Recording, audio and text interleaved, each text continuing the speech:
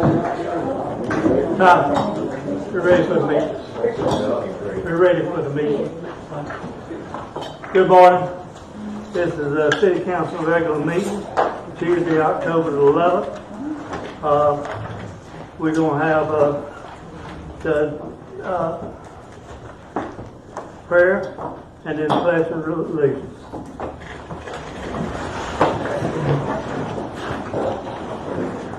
Lord, we come today and thank you again for your love and your mercy. Lord, we remember what you've done for us, Lord, in the last few years, but not only that, our whole life, this great nation. And we just ask you to be with us. We ask you to guide our meeting today, and that God, your will would rule. Let the Spirit of Christ be here. In Christ's name we pray, Father. Amen. Amen. I pledge allegiance to the flag of the United States of America and to the republic for which it stands, one nation, under God, indivisible, with liberty and justice for all.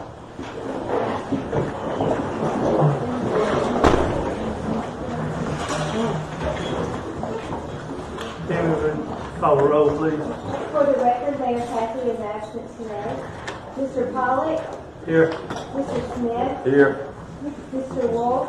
Here. Mr. Welly. Here. Okay. Next item is citizens' comment. Do we have any citizens' comments?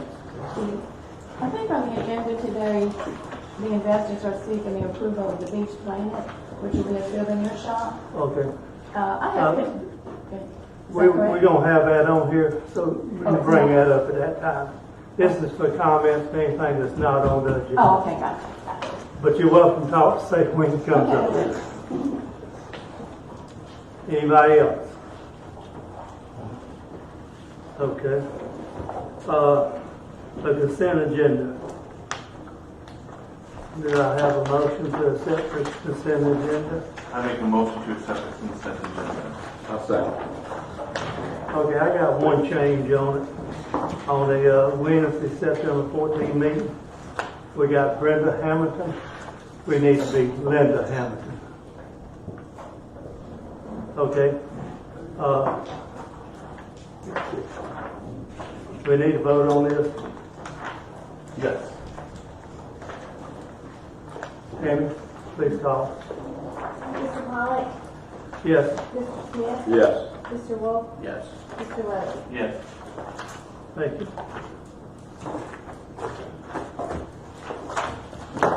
Okay. The development order for Beach Planet. We are open to public discussions. Is now my time to come? Okay. Okay. So, I know the planning and zoning has already voted approval 4-1, and I'm not here to challenge your votes today, but to offer you some food for thought. That being that we already have so many places that offer souvenirs here. For instance, the Shelf Shack, a locally owned, family-owned business, a lot of their square footage is devoted to souvenirs. All the cute little row shops all sell souvenirs.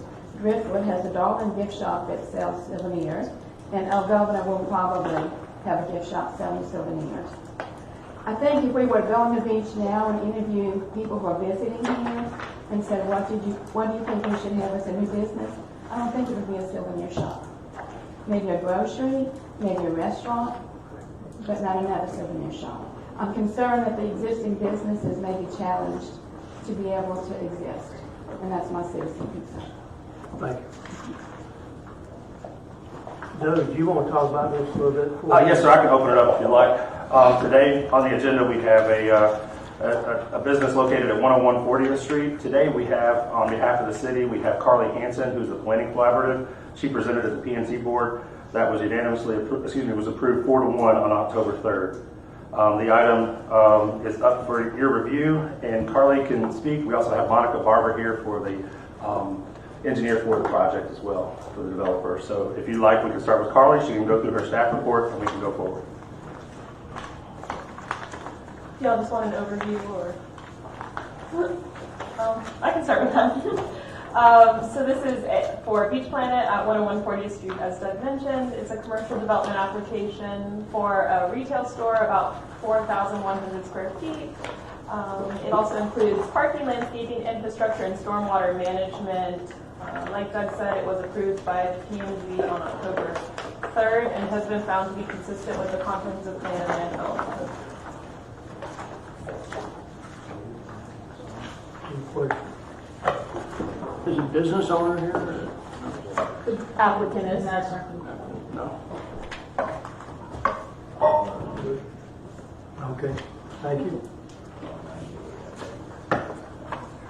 Doug, you want to take any of those? Yes, if you have any specific questions for the developer, the engineer for her, for that business is here, and she can answer any questions. Otherwise, the staff has reviewed it and gone through the appropriate channels. It meets the comprehensive plan, land development code, and staff recommends approval. Okay, we'll go back to the public discussion. We got anybody else out and all? None? Okay.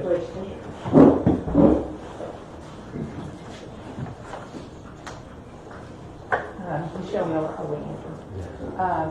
my only question, is this considered a franchise or a chain? Because I know in previous years, we've had people come for us wanting to bring their businesses here, and they were told that they were considered a franchise or a chain, and they were told, you know, we don't want franchises and chains here. We want family-owned businesses. So that's my question. I don't think that's pertaining to anything in the land development code, so I don't know the answer to that. Okay. Nothing else from the citizens? Okay, it's open here to the council. Any discussions on? The only thing for me is I've heard that it meets our LDR and it meets our comp plan. It's not our business to decide whether we need another one. We have no prohibition of franchise, if I see no reason not to move forward. Anybody else? Agreed. Okay, I need a motion to approve or deny. I make a motion to approve the development order for 101 40th Street. Second. Maybe we please call roll. Yes. Mr. Smith? Yes. Mr. Wolf? Yes. Mr. Rowley? Yes. Okay. All right, thank you, Mr. Chair. The next item on the agenda is a lot split for 625 15th Street. P&Z has recommended approval on 10/3/2022. This discussion will be related to the shops and the storage pups. Again, we have Carly Hansen from the Planning Collaborative here to speak on specifically to the lot split, and that's the only thing that we're discussing today is the lot split. We do have some conditions that were recommended by P&Z that she'll go into.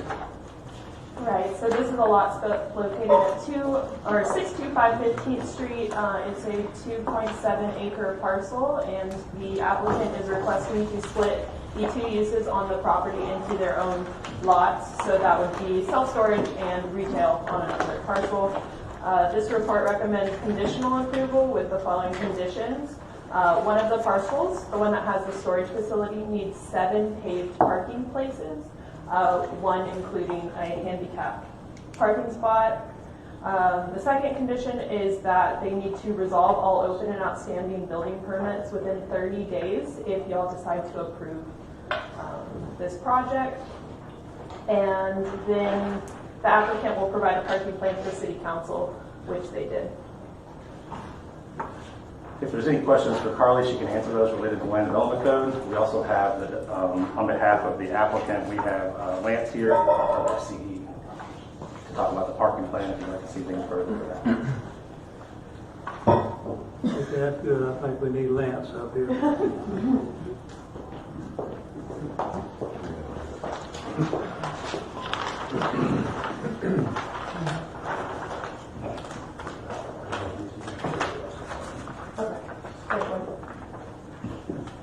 I'm going to hand those in to Good morning, Lance Washam, Southeastern Consulting Engineers. I mentioned this parcel right now contains storage units, storage use, and also retail.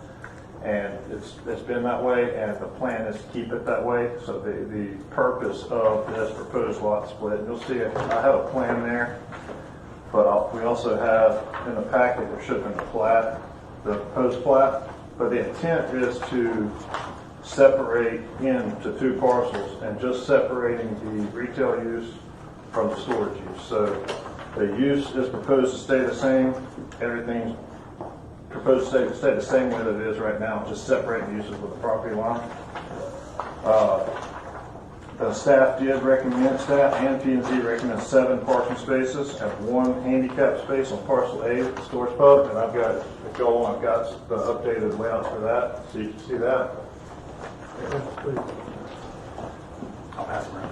Oh, hang on, that may not be good.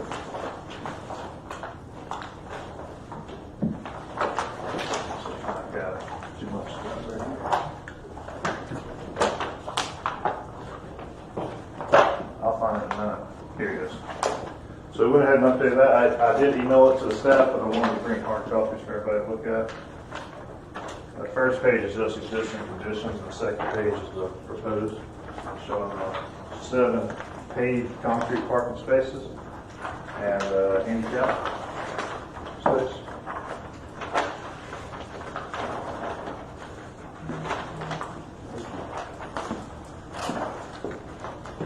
Another thing that was mentioned and has been mentioned in the past, not just with this particular project, but the delivery trucks on 5th Street and crowding the intersection and side visibility triangles being obstructed. So also you'll see on the plan and on the plat, the proposed plat that's in the packet, is a 12-foot easement on the back side of the buildings so that they can use that easement. They'll have deeded access to that easement on that existing gravel roadway in the back behind the building opposite of 5th Street for delivery trucks and that sort of thing to minimize the ongoing or in the past ongoing problems with delivery trucks on 5th Street. So that's the intent, to use that easement for the trucks and the deliveries to get them off 5th Street. Okay, it shows to go all the way around and then back out to 15th Street. The drive? The drive does now. It goes all the way around, but that easement is behind the building, so the truck can back in. They can go in directly behind the buildings for their delivery. How they gonna come out? They can back in, or they could pull around, but the intent is to back in. Because if we split this lot, that takes away a roundabout. No, it'll still be there. So that portion of the driveway that goes around for Storage Pub will still be owned by Storage Pub, but the businesses that we're separating off from Parcel B will have deeded access to use that. Okay. What's the footage behind the building? Sir, What is the footage behind the building? behind the building on the property, there's 20. Between the back side of it, and then you're saying that area is gonna be open. How big is that? How wide is that? 22 feet, something like that, right around 22 feet, 22, 24 feet. It's hard to get a truck through there, Lance. I mean, a truck with like 250 or something going through there, and to, I'm not gonna say you can't. My concern, I correct, I should have waited, was if you were a fire truck or something, the easement, I should have talked to Mark would have probably told me to, that between the two buildings, if they gonna own storage, Pup is going to own that easement, and they're gonna give an easement to the store. Right. And that's storage buildings right there, and you back a storage truck up in there. So that's just one, there's 3 roads going through there. So you can, when you pull off of 15th Street, there's 2 entrances off of 15th Street that have access to 3 of those gravel roadways. So there's another entrance in addition to the one that would be used for the storage truck. There's another entrance, separate entrance into the storage pub property, and there's 3 gravel roadways between the storage buildings. Lance, when you pull in there, you just said you're gonna put 7 parking spaces? 7. So on the second page that was handed out on the Yeah. storage pub property, there's 5. right now, yeah. So just to There's plenty of parking space, there's room for much more, but. I got the that. minimum- That's in that same 24 feet. No, sir, no, It's not. that's for storage pub only, and you'll see the parking spaces on the opposite side behind the building. So that's just giving some additional parking spaces for storage pub, which they use now, that's just not paved. So the city, Okay, the so you staff go down. recommended to pave those. Okay, so you go down and then there's some ADA parking. Yes, sir, it's 88 parking, Is that in that area? that's not, that's on parcel B, and there's another 88 parking just up and to the right of that highlighted area, Yeah, I got it. and that's for storage pub. So both properties have 88 parking and paved regular parking spaces. Yeah, I hope you understand the questioning here. I mean, this has been an ongoing issue with traffic. And I really think we need to assure ourselves that this is going to fix it. Right, and that's it, as long as it's used in that way, it should fix it. Now, just like anything, there may be times that somebody just tries to take a shortcut and pull on Fifth Street, somebody needs to be able to be there to say, no, our deliveries in the back, have signage or whatever, but that's the intent. And also I want to mention that, because there's questions about access and that sort of thing, I want to make sure to mention that all that's proposed here is adding a property line. The use is exactly the same as it is right now, other than they have a deeded easement now to use for delivery trucks. So that improves it. But the overall use, nothing's changing. It's exactly the way that it is, just separating the two uses, the property line on their individual parcels. I guess the other part of the concern is that we're making a lot split and we don't know the end result of the lot split. So the end result of the lot split is just like it is now. It's just. No, I mean, do they build a liquor store all the way down the whole building area? Well, Do they build a grocery store? What are they going to do? So they won't be able to build anything because the building's already there and there's no room, there's no development. So just modifications. Yeah, so if they were to modify, say they wanted to turn retail into a liquor store 5 years from now, somebody owned it, they would have to come to the council for that. So that would have to be approved to the council. But right now, there's no change in use, no change in the retail space, there's no change in anything proposed. But we would be, I don't see how we could, I mean, I understand we can okay this lot split, but we really, if you think, we don't know what's gonna happen there. We have no clue. And anything in the future, that anything potentially in the future to happen there, anytime you change the use of a building, if you have a t-shirt, somebody selling t-shirts and wants to have a liquor store, they have to come to the council for approval or denial. So there's nothing that can happen there that can just happen. It has to, just don't change that. It's the same situation as it is now. If they wanted to change uses, they would have to come to the council to get approval to do Same that. thing for the post office. If they want to turn that into a restaurant, they have to bring that back to the council for Right. approval. You guys have to make sure they have the parking, they're gonna have to be up to code on everything. And it all So comes back to this won't change anything that's being done now, and if they wanted to change anything in the future, it would have to get council approval anyways, whether that property line's there or not. I got the lot split, I understand that. My fear is what happens after the lot split. And you don't know, and he's sitting back there, you can't tell us what he's trying to ask you is.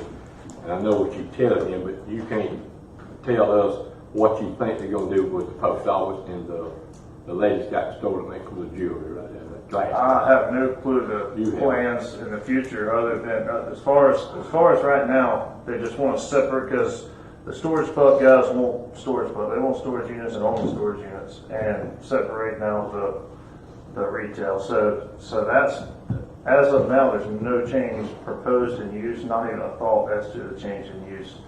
And if there is in the future a proposed change in use, it would have to go before the council for approval or denial. So the council would have a chance to review and approve or deny any changes in use. So they had some permits that were outstanding that had not been closed out.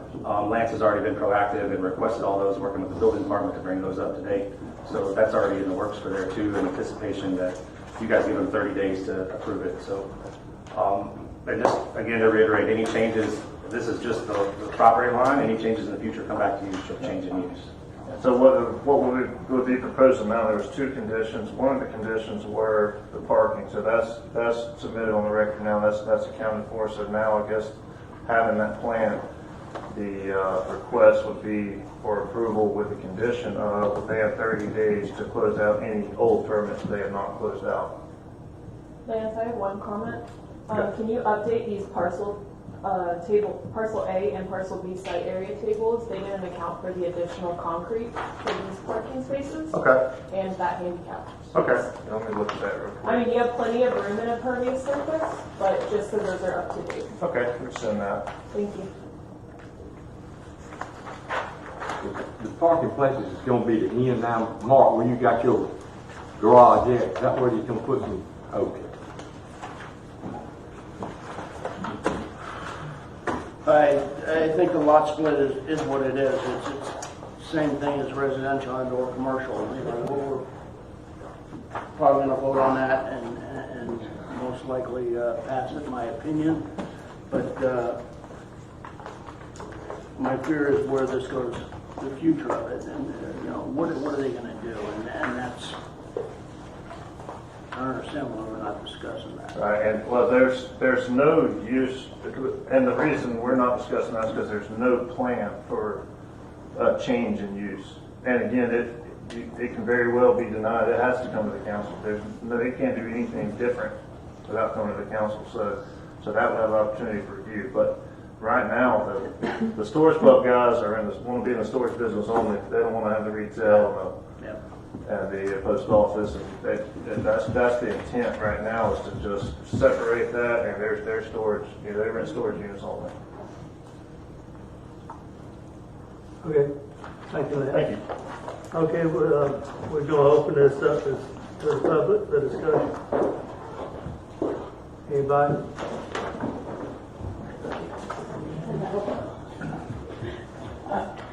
I have a question. I've seen these storage pubs, are they up to state code? Or, I know after the hurricane, we kind of like opened it up and let them come in there because we needed the grocery store and we, needed stuff here. So was that ever considered that these are even up to state code for occupancy of commercial property? I mean, Everything's up to code. They passed. They have outstanding permits that need to be closed out. If there's any problems with those, they'll have to fix or correct any one of those that are out there. The building department has actively been over there already talking with each one of the businesses to make sure that they move forward with those. So Well, that's a stipulation. I don't have any another answer for that. Other than we're going to make sure that they are up to code and double check. Anybody else? Yeah. Tim King, Oh, 504 Kathy Lane.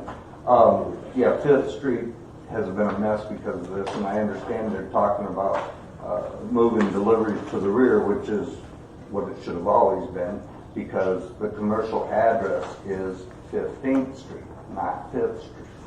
So there you go. So if they're going to do that, that's fine. But I would say that, are they going to pave that behind the easement? Because I can't see delivery men taking pallet jacks through gravel. It doesn't work. I've tried it. So something needs to be addressed on that. And I would say that should be one of the conditions of approval too. That in fact, that they do that. Let them keep their word. okay.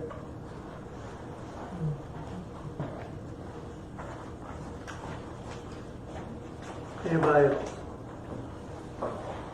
Mark? My name's Mark Rice. I live at 416 La Siesta Drive. New address. I just wanted to, I am deeply involved in this project. And I get the sense that there's a lot of the glass is half full here.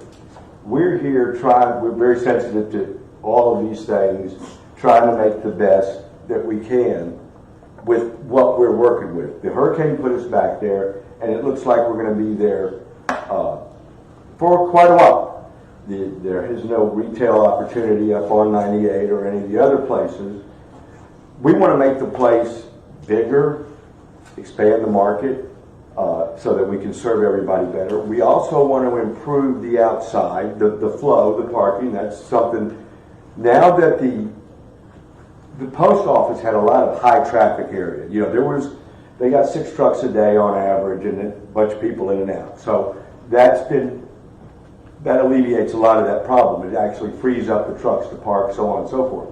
However, we're looking at landscape, we're looking at greatly improving the product, okay? And that's the reason for the split, because like Lance said, the storage pump wants to focus on storage units.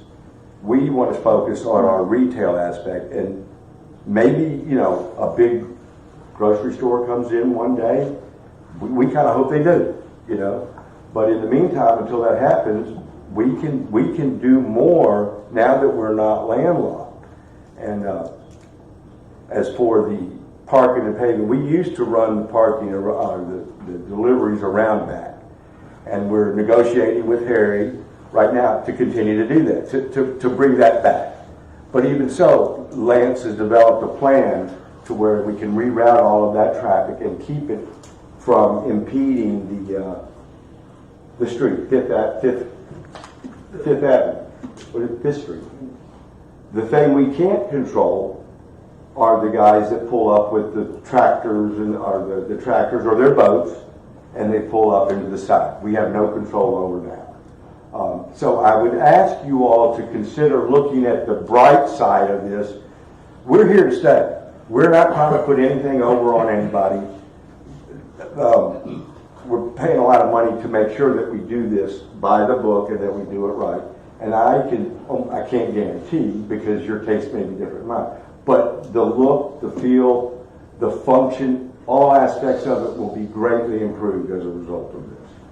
Mark, you watch these trucks being unloaded constantly. Oh yeah. Based on Mr. King's question, how would you feel that? The pallets? Yeah. The pallets, they don't need them. Like I said, we did it before around back with the gravel, before that was even improved. So it can be done It can be done, and we have back entrances now that we didn't have before. We could access the market has a back door. The liquor store never has had a back door. So that changes a lot of things now, because it will, in this expansion, it will have a back door. So because the post office had one. So we have freed up a lot of options with this plan to do. You know, if it doesn't work, if something doesn't work, there's an outlet or a venue for a plan B. But it will all be in the best interest of the city. I promise you that. And I am fairly confident that you will be pretty impressed with what the finished product is. However, it will take time, because it's a work in progress. We don't have a lot of money, you know, so we gotta do this penny, pound wise, whatever it is. We gotta be frugal. That's it. Thank you. Thank you. Thank you, Mark. Anybody else on public? Yeah, Tim King again. I don't remember them taking deliveries in the back, but it's possible. I just don't remember it. And I also don't remember 6 trucks a day for the post office, 2 max. And they always pulled off the street. They were never in the street. I've been approached by law enforcement in this town for sitting on the side of the street. I was told I couldn't do that. So, just give you an example. I was at the convenience store, and now the same delivery man from Coca-Cola that delivers there delivers to this place. When I pulled into the convenience store, I pulled into the disabled parking because I'm a disabled veteran. And when I went to pull in there, I ran over 3 or 4 pallets because this delivery man used the disabled parking area for his use. And I confronted him, and he got nasty. So, but and they park on our sidewalk. So I'm telling you, these delivery guys don't care. They don't care about anything in this city. They could give a hoot less. So. Well, no, I'm sorry, but we're talking about the lot split. Yeah, that's what I'm talking. I'm talking about the same thing. I'm just saying those delivery men, they don't care. They just want to do their job and get gone. Okay. Okay, we close the public discussion we got discussion from the table. Anybody want to say anything?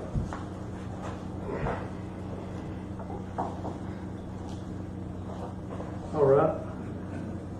Then we need a motion to approve or deny the lot split on 625 15th Street. I'll make a motion to approve the lot split on 625 15th Street. With the conditions that the Right. staff recommend.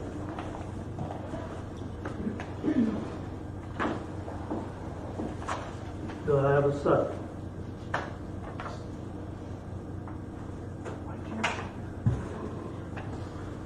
I have a conflict, so I can't second it.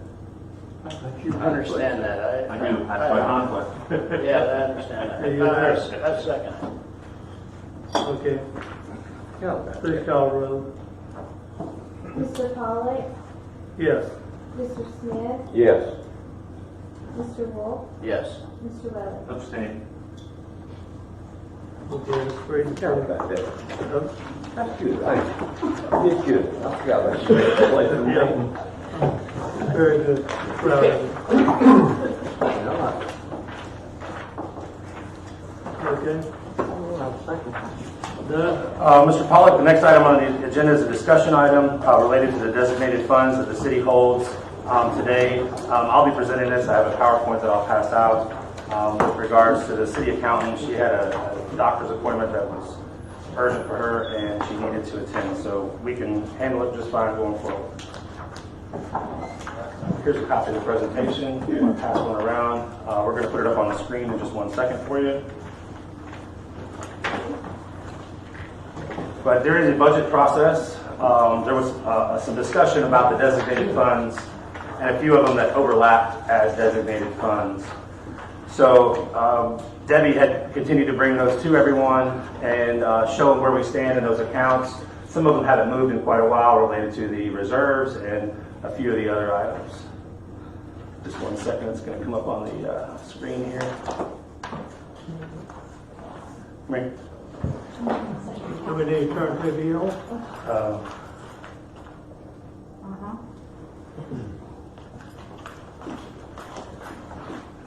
You got it? It went to sleep, sorry.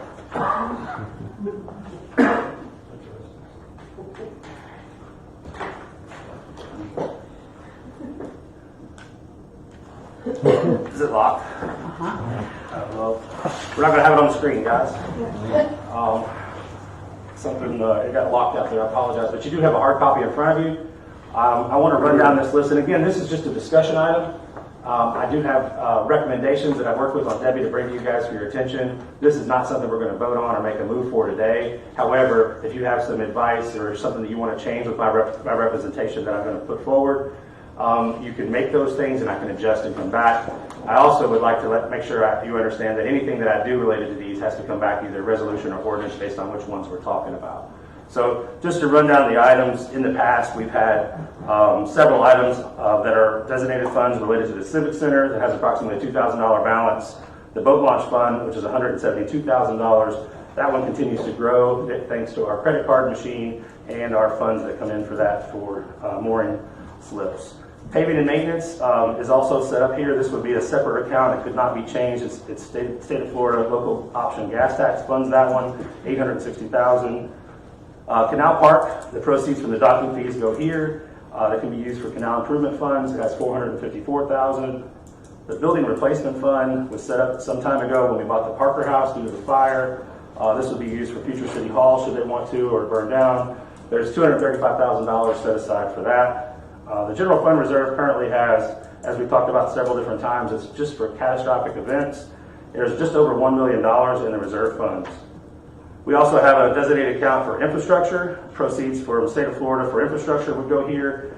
This would have to remain a separate account because the state of Florida, it would be a $266,000 account. The Pier Fund, we established a canal project closeout transferred from Canal Park. And this is established in 2018 to be used for pier improvements. Our pier is under permanent improvement right now, so there's an idea that I've got to move some of those monies around as that's going to be 100% funded by FEMA as it goes forward. That has approximately $300,000 in it. The utility tax funds, all right, sorry. The utility tax funds, they're coming in from proceeds from our electric and water and natural gas utility taxes that come in, go specifically to this account. There's just over 1.1 million in that account. We have ARPA funds that we brought before you recently to add the second disbursement in fiscal year 22. These items are open for council discretion for uses. We've factored in some of those within our current budget to use for capital items. That account currently has $281,000. So as you can see, there's approximately just over $4.7 million in all of those counts collectively. So it's quite a bit of money for our rainy day funds that we've established over the years. If you go to the next slide, you can see some recommendations that Debbie and I have made. So there's a couple accounts that I talked about earlier that cannot be consolidated. One of which is related to paving and maintenance because it's funded out of local gas tax, $860,000. We can use that for paving and maintenance, but we need to come back for council approval and we'll continue to do that. Infrastructure, cannot consolidate state of Florida infrastructure tax. It has $266,000, so that'll remain the same. ARPA, this was a new funded ARPA funds from the federal government. I made a decision we can use that for most anything we want because we're underneath the threshold that allows you to spend it for infrastructure. You can use it for capital improvements. It has $281,000 in it, and I recommend keeping that separate because it's new monies that we found this year. So, moving on. Before that, is there any questions about the restricted funds that we cannot make changes to? Everybody understands those? They're going to continue to grow. I have a recommended for consolidating funds at the bottom of page 3 there that you'll see. So I recommend creating an account called the General Fund Reserve, in the General Fund Reserve to increase that account. So we would like to get to the point where we have 6 months of operating set aside. Currently we have about 3 months. With in addition the money that's already set aside, I would like to earmark all that money to get to $2 million. So we would take the initial reserves, which is $1.04 million, the Civic Center money, which is $2,000, and a portion, 86% of the utility tax fund, $993,000, and move that into general fund reserves. So that would earmark $2 million. That would ensure that we had 6 months of operating should some catastrophic disaster happen, which would definitely improve that. And that was your guys' direction during the budget process, was to increase that reserve. So that's my first recommendation. So of course we would consolidate some of those funds, create an ordinance or a resolution, depending on which one it is, bring it back to you guys for approval. So none of this will happen without your approval. On the next page. Actually, before that, any questions about the $2 million in reserves? Do you think that's an adequate number? Do you think that of course, we want to try to grow that over the years and have a plan going forward for money to drop into that account. But for now, that establishes a good baseline at $2 million. An ideal baseline would be upwards of $4 million. So we guarantee that we could get by for a year. Yes, sir, Mr. Smith. What sort of scares me with this is, not scares me, but I'm concerned about it. You're not moving some of this money where you, instead of you said it's got to come before the council, that you can put in an account and take out of without coming before the council. Not correct, sir. No, none of it. I cannot touch any of these. Every one of these funds will come straight before you guys. Okay. They're designated funds by the council, not ordinance. You taking these funds out of this account to say you can't consolidate, and then you're going to put them in a reserve fund, but everything's got to come before us. Okay. This is not general fund budget. Okay. So 100% agree with that conversation. So this is be the same exact way that it is now, and it has to come back and approved by ordinance or resolution. So I'm not going to move this until you guys sign off on it. So, and once it is moved, it's still restricted funds, just like it is right now. I cannot touch the reserves without any kind of approval from you guys or direction from you guys. I have a question. Maybe I can get through the rest of it. Sure. I've got comments. Let's get through all of it, then we'll come back. All right. So then, unless you want to go, I'll wait till you're done because it's going to all end. okay. The next page, page 4. Goes into the general fund capital replacement. So I'm recommending creating a general fund capital replacement fund, which is similar to the water replacement fund and the utility for the sewer replacement fund. So they have a capital improvement fund in each one of those funds separately. So currently the general fund does not have a capital improvement fund. We have a building replacement fund, we have a pier replacement fund, we had all these several different infrastructure related items. I propose consolidating those, so we would take a portion of the utility tax fund, which is another 14%, or $150,000, We would take the boat launch fund that continues to grow, that comes in from our credit card machine, and goes in $172,000. Canal Park capital replacement would go into the general fund of $450, and the building replacement fund of $235 would go into that account, and the pier fund would go into that account. So we would create, just like we have in the water department and the sewer department, a capital replacement fund. This would also be a restricted fund that would be related to general fund items, so items that we can't pay for out of the utility. So water, sewer, sanitation, all paid separately. This would be general fund items like buildings, if we needed to build a city hall, or we needed to work on something with the pier, or the canal park, or the canal boat slips. Any of those items, it would allow the council a little bit more discretion to use those funds. If you needed to borrow from one to pay for the other, you don't have to do that anymore. You're able to consolidate them to one number so that the council could vote on it and use them however they want. This would also be a restricted fund, and this is in the direction that you guys had put forth to me towards in the budget season to bring back the plan. I'm open for any discussion or changing or ideas. This is the first blush at what we wanted to do, and I thought I'd bring it for you for discussion. This is discussion only. So that's the extent of my presentation. All right, you ready? Good. All right. Starting with the consolidation, most of these I agree with, and I'll tell you why. General fund reserve, it's already there. Let's keep it a reserve. The next one is the Civic Center. That's actually rental revenue from when we rented the building. I mean, move it into the reserve. Let's be done with it. The general funds split with capital replacement, the utility tax center. Sounds great. Love it. Next page is the general fund capital replacement. That 14% makes sense. Now here's where I start to have concerns. The boat launch fund. I think it needs to stay separate because we don't own that boat ramp, and if we're going to maintain that boat ramp, those slips need to pay for that. We don't need to use money from the canal, from the pier, from the building. It needs to be separated so we know what we've gained off that boat ramp to pay for that boat ramp. Same thing goes for Canal Park. What we gain on canal slips needs to pay for canal slips. I hear all the time, why do the taxpayers pay for a canal when we don't use it? Let's let it fund itself. Building replacement fund, sure, move it in. We're done, put it in that one. And then the pier is the one I have a question mark next to because don't know that we're going to need it. When the time comes, if we're getting the pier, maybe we can move that one, but I'm pretty firm on my boat launch in Canal Park being separate. Second, whatever he just said. So you're recommending no change? Because you just got to pay for itself, and any that boat launch is finally making a few dollars, and the canal's gonna make money. I think it needs to pay for itself. If we need some improvements, we need that money just for that, instead of putting it in a fund that maybe you could. I like the Give designation. it to Tommy and Public Works. I think it needs to stay. I ain't talking about it. I think it needs to stay here. And the pier is just like what he said. We don't have a pier, so I can't comment on what we need to do with the pier because we don't have a pier. But I believe that would be a question mark. But the canal and the boat launch, I'm sure they think it needs to be separated. That way, you come before us before you spend that money. And Well, he's still. I will never spend anything. I understand, but that money, we need to know if it's paying for itself. If it's not paying for itself, then we need to make other arrangements. And I need to be able to look at a financial report and say blank is for the boat ramp, or Yeah. blank is for the canal. Yeah, we need to keep it separate. Yeah, my feeling on it, Doug, is the same. I mean, I obviously discussed this, the 12 accounts that we had the last meeting and how do we reduce those, and we could. I think this is a great step for housekeeping and moving forward. I do agree with Adrian about the couple that he mentioned, and Jerry also, that those are things that we could watch grow. We could tell what's good, what's bad, the right way to go forward in the future.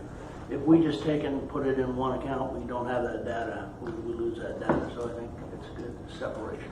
My only question for you is, I don't disagree, those are all valid, great points. I had to start somewhere.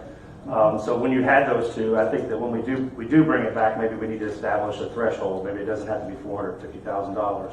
Maybe the number needs to be $250. Maybe it needs to be $300. I think we should establish a threshold so that we always maintain that dollar figure. So if we have to spend it on something, we need to put it back. So, or something that I think we can't just utilize it all and not have any money left. We need a plan going forward. So if we do keep those separate, A minimum balance? yes, we need a minimum balance threshold that if, we must keep this dollar figure in, or we reduce it to this dollar figure and move some of that to the general reserve. It's up to you. I don't know if it's, We're trying to do that with the general reserve anyway. We're trying to get 6 months behind us or whatever, so. Yeah, well, I look down at like number 9 on our agenda today that we're gonna get to later, is marine and boat slip improvement. That's gonna be expensive. We need to use X amount of money for that and know what that dollar amount is. That's all. just as a point of reference, the recommendation we're going to bring today is more of a marketing plan. It's not more of a infrastructure. Yeah, you're on, I understand. Yes, sir. So I like those comments. Is there any other comments related to those? Okay, we have somebody in the audience who wants to say something. Okay. Yeah, can we go back to the Civic Center? Please. John Harrell, 43 First Street. It's slide 2. Slide 3. Oh, it's at the top there. I'm sorry. The next slide? Next slide, sorry. Okay, you want to combine all those. Okay, do we have a fund for municipal buildings that we're eventually going to build here that we've got this land for? Where is that covered? Or is that covered? Is there a fund? Is there a reserve? It's got to get there first. Well, okay, but I mean, we got to make a plan. Is that correct? Is there a plan for money? Or are we going to depend on? Will there be a match from us? I don't know this answer. Well, it depends on how much money we finally get. So currently we're at $3.2 million awarded. We have another 1.5 in hardening, and Ryan might be able to speak to that too. For the most part, whatever we get is what we're going to utilize to build that 100%, unless there's something that we need. So it should be 100% FEMA funded, not. We're going to get it all and figure out what we're going to have to have. Roads and everything there. So the city does not have to put it. Because when I first saw Civic Center, I was thinking we were talking about municipal buildings back there. But what this money is coming from is from our park rentals. That's the old Civic Center that was behind Mango Marley's. Okay. It was destroyed by the storm. We used to rent it. You could rent it for a private event for like $200. And there's no plan to rebuild that. There is. It's in part of the municipal complex. It's a police station, a fire station, and the Civic Center is the plan for the 25 acres. Which is covered underneath the FEMA funds. FEMA funds. So we don't need any funds from us, the citizens. As it stands right now, no, sir. As it stands. That's what we're working for. Well, I know, that's what we're working for, but I'm just saying, I was looking at all this, but I didn't see anything for it. I've only been here a couple of years, and I'm sure there's some other people that are new or watching at home. Some of these things need to be explained to us, because we haven't been here 15, 20 years. So when y'all start talking about this, so we have a understanding of what you're talking about. So I'm just saying, I had a question, so that's why I brought it up to you. John, don't take away that we get $15 million and it's built. If it's cost us 16, we're gonna have to find that other million. Exactly. Okay. That's what I'm saying is, do we have a plan? And, if it's 5, 10 years down the road, why are we planning now? You understand what I'm saying? We're waiting on the federal government as it stands. I understand that part. I didn't know they were going to pay for everything. Thank you.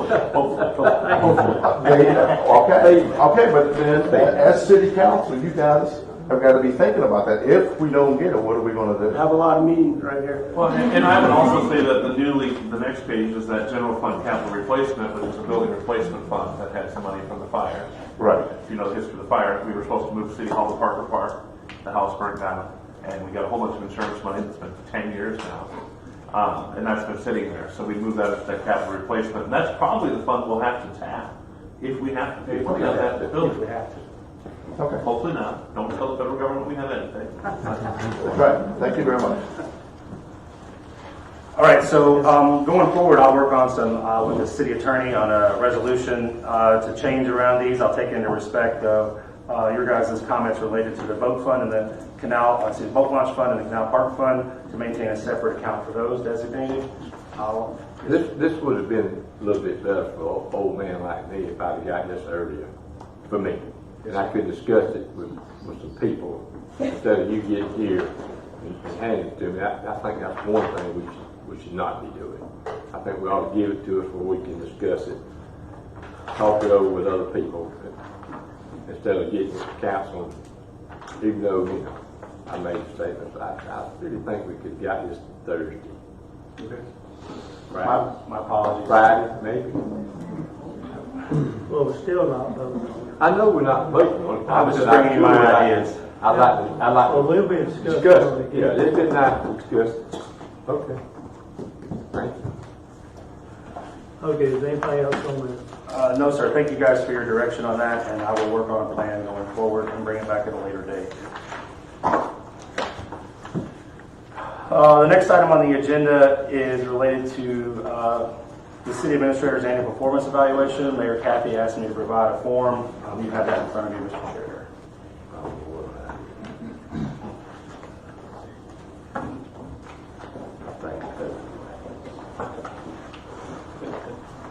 It's not good for me.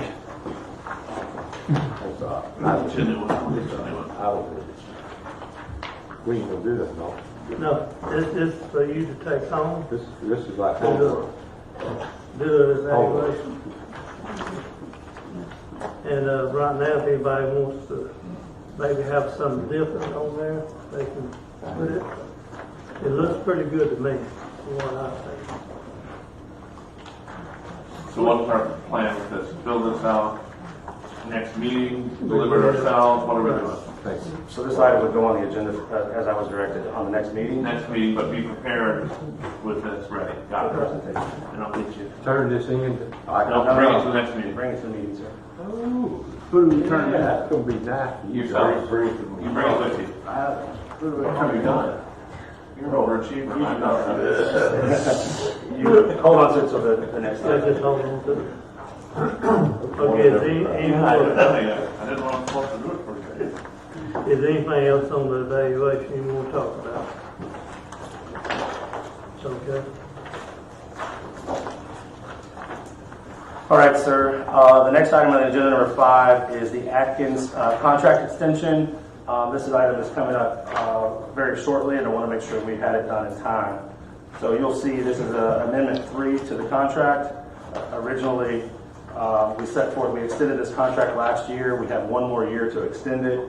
I'm under the impression and strong believer that we're at a point currently right now with those guys, we would spend an enormous amount of money if we switched gears.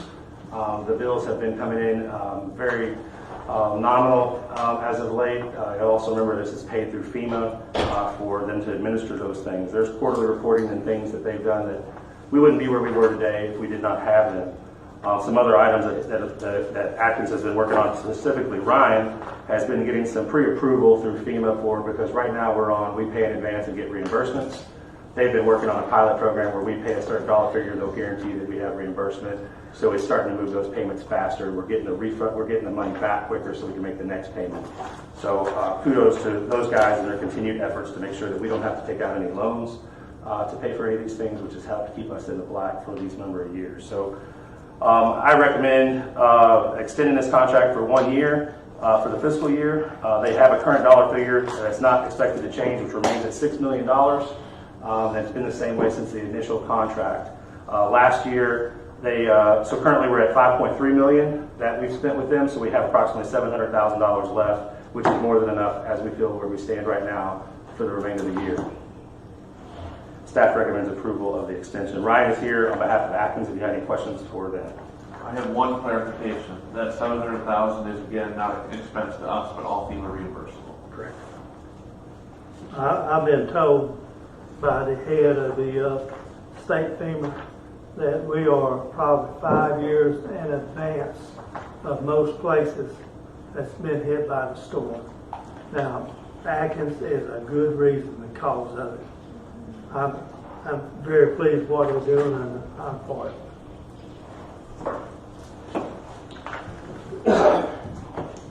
I've been in the boat with him for This is 4 public years. display. No.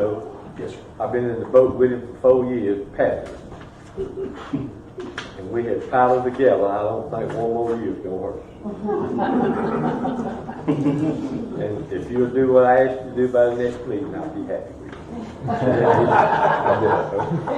Okay. We got to be open to the public discussions. Anybody in the public want to say anything? I'll make a motion to approve the Atkins contract. We got discussed in the council. Is there any discussion in the council? No. Okay, now, Make a motion to approve the actual contract extension. Second. okay, we got a motion and a second. Will you please call the roll? Mr. Pollak?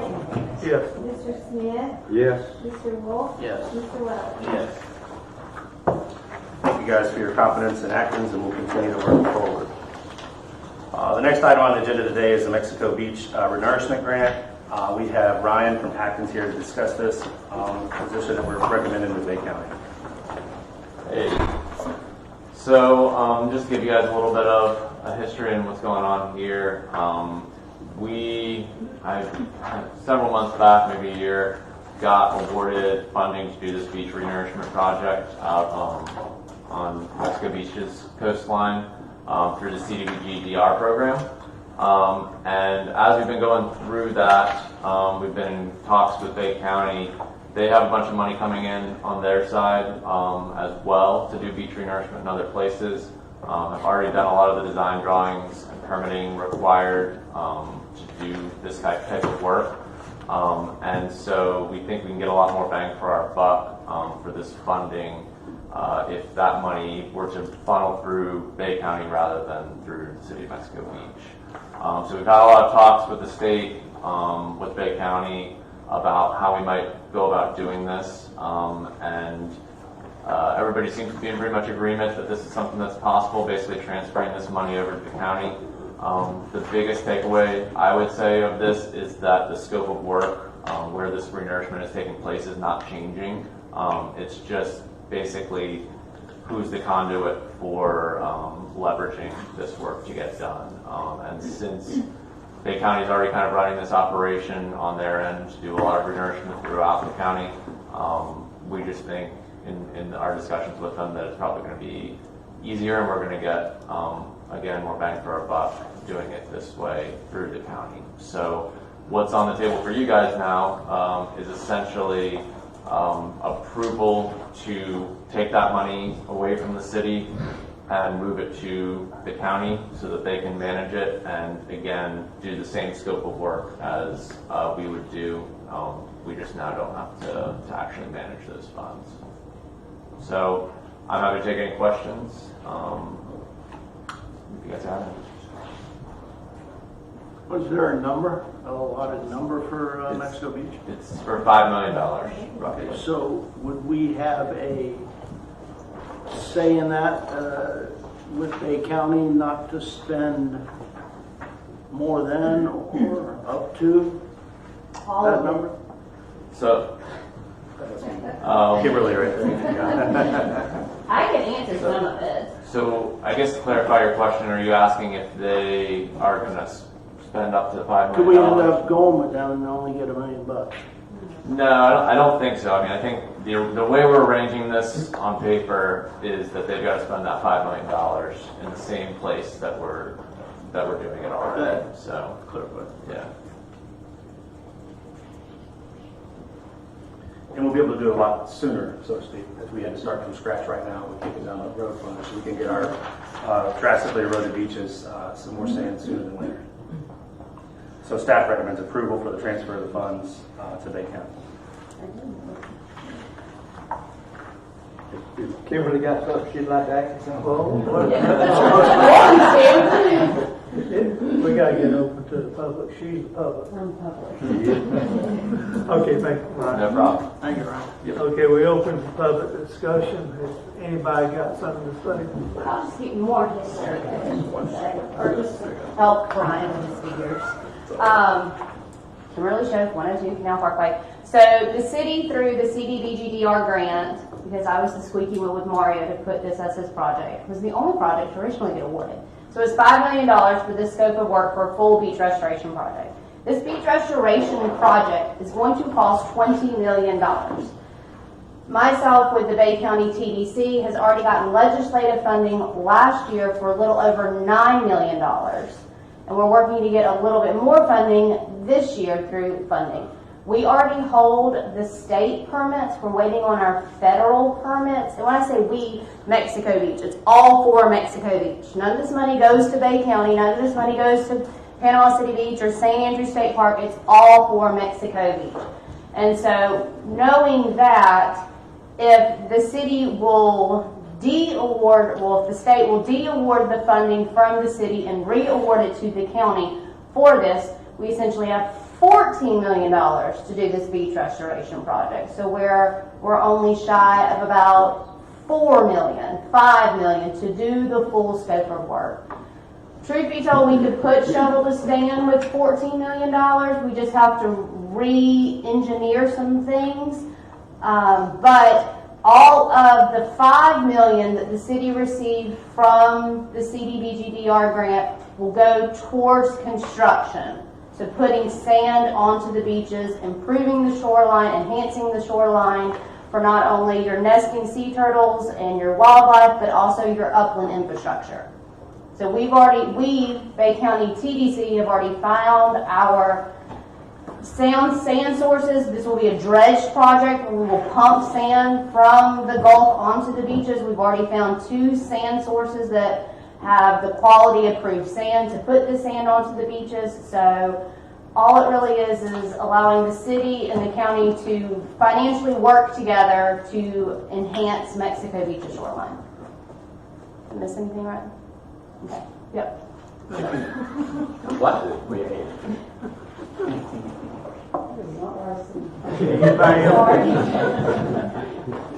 Anybody else for the public?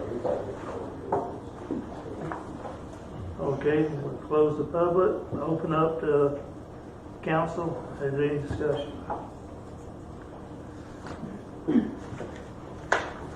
Okay, then we will accept the motion to approve or deny the beach renourishment grant. I make a motion with Mexico Beach Renourishment Grant. Approved. I'll second. Okay. Tammy, will you call roll, please? Mr. Pollak? Yes. Mr. Smith? Yes. Mr. Wolf? Yes. Mr. Lowe? Yes. Okay. All right, thank you guys very much for that. We'll keep that ball moving quickly. The next item on agenda number 7 is the St. Joe Agreement, Canal Parkway additional parking. Some time ago, the council had expressed interest in wanting some additional parking down at the end of Canal Parkway. Not where we have the paved parking lot, but in your packet you'll see a map of where actually we propose to put it. I spoke with Bridget through St. Joe and worked on an agreement where we could put some impervious parking, so some crushed shell or some crush and run or something just off to the side of the road where we could add an additional 16 spots or so, roughly 16 to 20 in that 100-foot by 20-foot area. This is just additional overflow parking for us. They could take it back at any given time if they deemed it necessary. It's a 1-year contract. They expressed that they could probably go longer. They didn't want to tie them into something else longer, and they can also take it back at any time. So it's really a benefit for us, and it's really one-sided from St. Joe if they ever need it. But it follows our same rules with Mexico Beach about overnight parking and things of that nature. So I think it's a good move for the city to enter into this agreement, give us some additional overflow parking down there at the much-needed end of the jetty, and staff recommends approval, given the city administrator the authority to sign the agreement.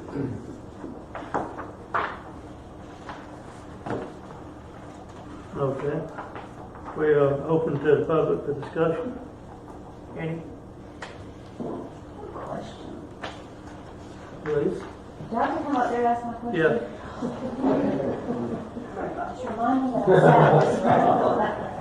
I have a question. Where the old fish cleaning station was, is that going to be made paved parking on Canal at the corner? Oh, in the curve? Yes.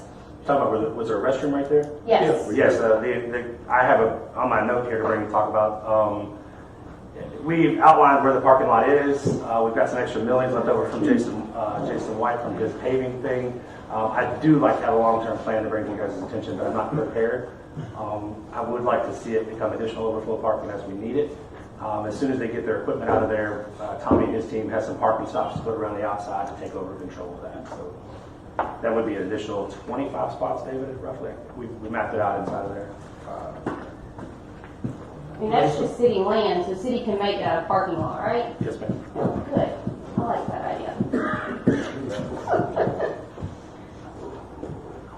Lisa Logan, Maryland Boulevard. Maybe I just missed this completely. How is this being paid for, and how much will it cost? I'm sorry, there's no impact to the budget for this item. It's a free and clear use of the property. Okay, it's free and clear use of the property. How much is it going to cost the city to put the gravel down or grade it or whatever? I didn't get quite that far, maybe a few $1,000s at the most. It would be very valuable to the city to have those 20 spots, and we can afford that within our existing budget.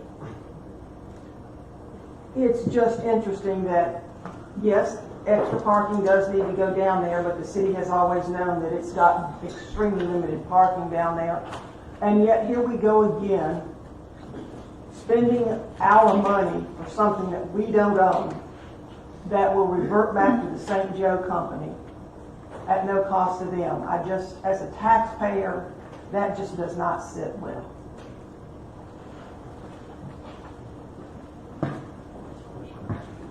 Anybody else from public? Okay, closing public discussion, open at the table. Any discussion? Yeah, we obviously need the parking, and this is the matter of just putting down some gravel. It's not building a parking lot or anything else. I did have a question on the agreement. You've obviously If reviewed we were spending any kind of significant amount of money, I would say you'd be nuts. Right. Yeah, we've been there, done that before, so, yeah. I read over the agreement. I mean, obviously, it's pretty intense. It's a typical St. Joe, totally one-sided on their side. Do we have to give our first one on this too? Yeah. That's all I had. I have a question, just to make sure, we're not blocking the beach access, are we? No, it'll actually help us with the approach that the turtle uses to people. Perfect. I'm worried about the turtle crew and the emergency vehicles on that. That's really the way it started, because I want to make sure we maintain some access for those cars to get to that part of the beach for the turtle and the bird patrol. And that's where we ended up with that. So they gave me a 100-foot stretch, which actually goes up to where that entrance is. So.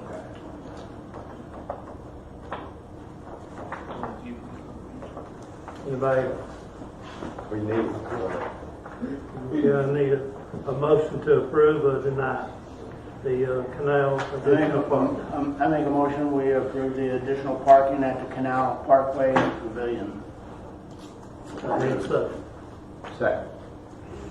Please call the roll. Mr. Pollak? Yes. Mr. Smith? Yes. Mr. Wolf? Yes. Mr. Riley? Yes. Thank you guys very much for moving that item forward. The next item has been before you before. This item is related to a boat lift to be installed on city slip number 50. Kerry Seymour, who is in attendance today, owns the land at 132 Canal Parkway, and he has requested to install a boat lift on slip number 50. We have gone through the bidding process. You asked him to bring back a more concise plan and what he was actually going to install. He recommends to install approximately a $20,000 cost of a lift and some piles that would hoist this lift and this boat out of the water. He would be paying annually for the parking of his boat in that slip. And on the last page, you can see the recommended breakdown of how that would go back to the city. This item, the boat lift would be property of the city.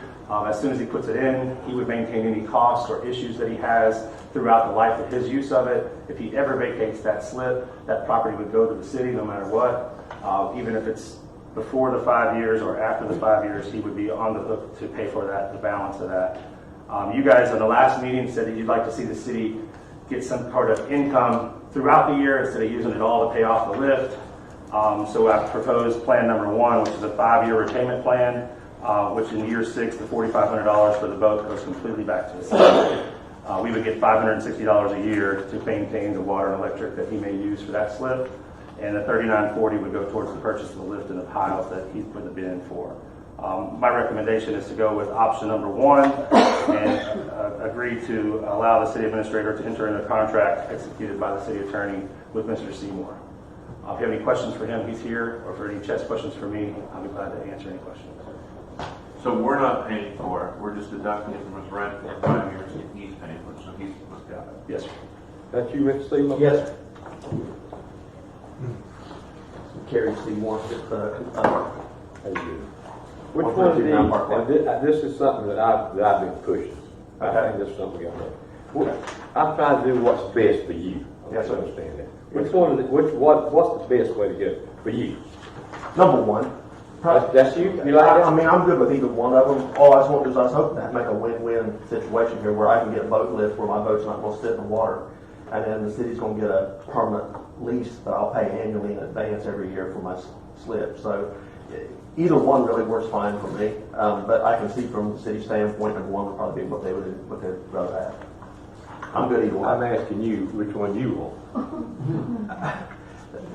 They're equal to me. I'm paying it up front. You know, I'm going to pay for the slip in advance. Is what I'm going to do. The slip, or the lift. boat slip. The lift. Well, it had the lift. Right. We're just having a lift. We're not having a top. No, sir. No, sir. The reason why I'm asking, and we won't change any of the poles there, the pilings there to change. No, sir. Your slip. Okay. Yes, this doesn't attach to any of the city's piling. It's independent standing. It's just fitting within the slip is the way it is. Totally independent. You're paying for the power. Yes, sir. I'm paying for one. I'm paying for the installation. I'm paying for the maintenance. I'm paying for the upkeep. Everything. I appreciate you. I really do. I think that's why I want you. How can we help you? Like I say, they're both good options to me. You're helping me by letting me have a boat right there in front of my house. That's the help that I'm looking for. That was the reason I purchased the lot. We sold our other lot, and I bought this one for that reason. Kerry, you're a resident? Yes, sir. Well, I'm a resident. yeah, we've had a house here for 18 years. We sold the other one, and we just bought this lot. Should be applying for permit this month. Everything's just about completed to build there on lot 132 Canal Parkway. Right there. From Lundstown, so it's not far. Been here my whole life, but 60, 51, 5. Okay. Anybody else have a question? I have another question, and it's more internal. Are we going to adopt this as like an official spec so we get some uniformity if somebody wants to do this again? That was the plan. That's why we went through the plan with him and working with the harbor master on where exactly how it would fit in there. He helped draw up the plan.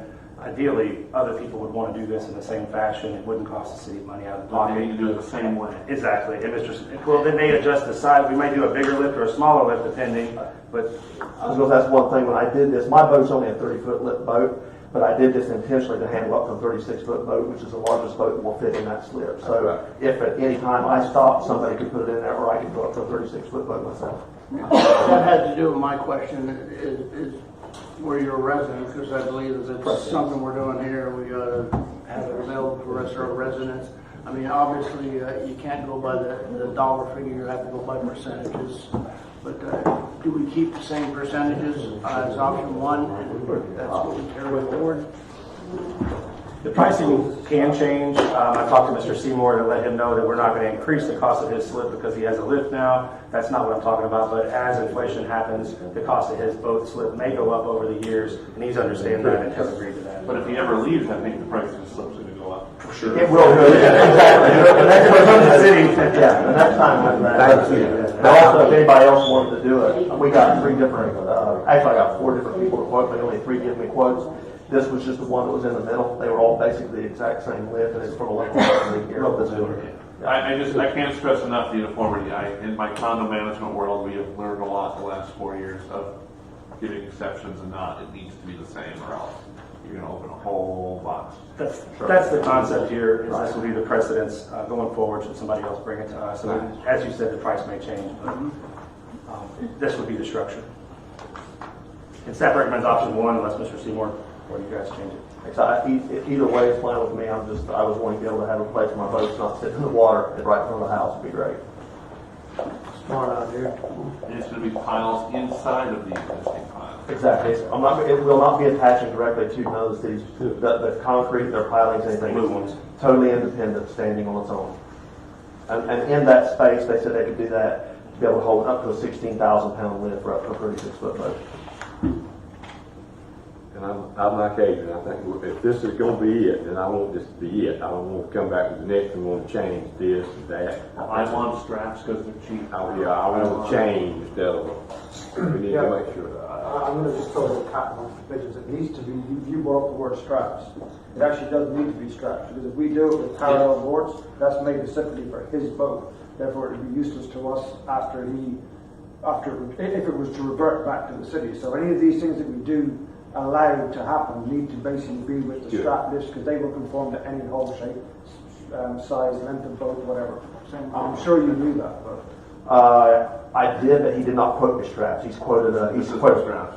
It's quoted just as a base, but you know, it's on a bunk, and the bunk is adjustable to any. Yeah, but we can't, I mean, okay, so if I wanted to rent the boat I and say understand. to you, For the next weekend. week, I'm not gonna go down there with nuts and bolts and change it to fit your boat, because I don't know what size your hull is. I So understand for that. it to be useful to the city going forward, we would need to look at the idea of We could these convert. straps. I mean, it's just, we don't want to get to a point, Sure, I understand. where Yeah, I understand. you push the button on this or that. For it to be usable for any shape, size Sure. of boat, even for yourself. If you Sure, want I understand. to boats, it would need to be a strap. I understand. And if the full canal gets them, you're gonna spend all day moving boats. Yeah, that's what I mean, but you can't. Yeah, it's not the plan. They don't work. Yeah. I think it's a good idea. I feel like it. I believe we work the kinks out of it. I really can. I think this is the start of something. And I appreciate it. Yes, sir. Thank you, Mr. Norton. Okay, we open to the public. Any discussion? Can he sublease it? No. Well, that's not my intention. I'm just asking, if someone else wants to do it, and then they want to sublease their yearly slip out for a week or a month, will the city allow that? The price is figured on the size of boat that he has in that slip at that time. So if he went smaller, that price wouldn't change. Just he doesn't own the slip. Well, We don't he's have gonna a be plan. paying for the slip. Right. I mean, I guess it's to go now. If, let's say Chip Blackburn left out of his slip for a month to get his boat overhauled. If he wanted to make some revenue off of his permanent slip that he rents for a year, is he allowed to sublease it to another boat while he's vacant from his slip? That's a question right there. It's just a normal, it's just a That's a question. very good question. This is right up We can write it in here. Not to throw you under the bus, but That's a good question. But it's not just that slip, it's any. it's any slip. It's not just that slip, it's any slip. Yeah, I'd like to suggest that, I mean, rather than a motion to approve it, I'd like to suggest we table it and put together a description of what this program is, rather than treat it as an individual program right now. You know, we could approve it and then. Set a standard. Yeah, I set the just standard, yeah. I think are you in a big hurry or? No, sir. No, it just has to be ordered. They said it's going to take 6 or 8 months to get it in. That's the whole Well, thing. I can build an administrative policy off of his approval, you know, so we can factor that going forward. But you need a description also. That specifies straps. We need an agreement. I was going to create an agreement with him. As he stated, he was going to have it built for the size of his boat, and since he's the only one using it, in my opinion, he would leave it for the size of his boat, and anybody else that would do it would build it for the size of their boat. Should they leave, the city would probably move to the straps if it became a city slip, so we could let anybody use it. But I think that was something we would discuss down the road. I can include that in our administrative policy, work with the. So for the first one we're going to approve, we're going to give exceptions. No, I just think he built it for the size of his boat, and he's the only one renting it. I think we need to set a spec that all are saying. Yeah, I did too. So it'd be strapped as opposed to. Just because if you're gonna have 15 different size slips in 10 years from now, guess who's stuck figuring out what boat goes where? Well, whoever's in that. Kind of have that now with the size of the boat that can fit in each slip, so. I mean, can we mandate, you want to mandate that he has to have the straps? I mean, we can do that as part of it, or? I don't think I was going to say is with along the lines of what you're talking about, which I did that on purpose to do exactly what you're saying. I deal with a lot of things. I try to make things fit in the same box myself all the time. So that was the whole intent of being able to make it to where it was self-standing on its own, and also there was up to 16,000 pound lift or a 36 foot boat, because that was the maximum size boat that could fit in there. Doesn't matter if you put a 12-foot boat in there. The 16,000 pound lift will lift it. You just don't want to put something small enough that would not work in the future with anything that would go in there. And the length is being dictated by the width of the actual canal and how much could come out. So that was the 36 feet, which is what brought it back into a 16,000 pound lift. So that was why I went with that, to try to make it so that everything after that could continue along those lines and work. Because I can only assume that others will want to do the same. That assumes is what. Yeah, that's true. That's true. That's true. You can't assume. Right. And I want it. I want it. But Richard makes some good points there, and so they, and you got to understand, we got to have standards. Oh, sure, And just, sure. it's got to be bam this way. Yes, sir. And not just to fit you, but Sure. I sure want it. I don't know what we can do to keep it going here, but if you think we need to table something, Richard, what do you think?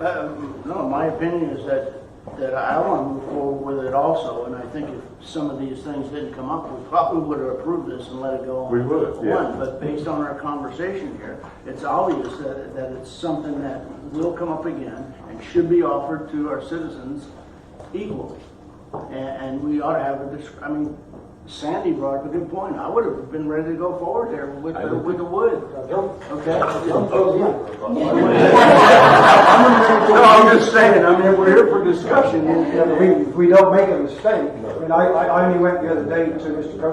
Coakley, who puts these things in, asking about the city, and he told me that we as a city would have to put them in the stress. I don't want us to have this gentleman spend all this money, and then it not be usable down the road for anybody, because we have to spend a large amount of money to change it to be usable for the city. Because the man who puts these things in says that we as a city should use straps. But he quoted them without straps, then the same guy. Pardon me? The same Yeah, guy because quoted it's the them without person who's for his own boat. I mean, he may not have known that the idea was that it may revert back to the city. Now, hopefully this gentleman never leaves Mexico Beach again, and he's there for the next 20 years. Right. Right? And this is a completely, and maybe that is the way to look at it is that you will outlive the use of this particular item rented from the city. So I may well have thought a cat amongst the pigeons for no reason. Yeah. But what I didn't want to do was have this gentleman do something that would not be advantageous to both himself or ourselves. But I mean, if his plan is to keep the house for the foreseeable future, well then in this particular case it may be completely,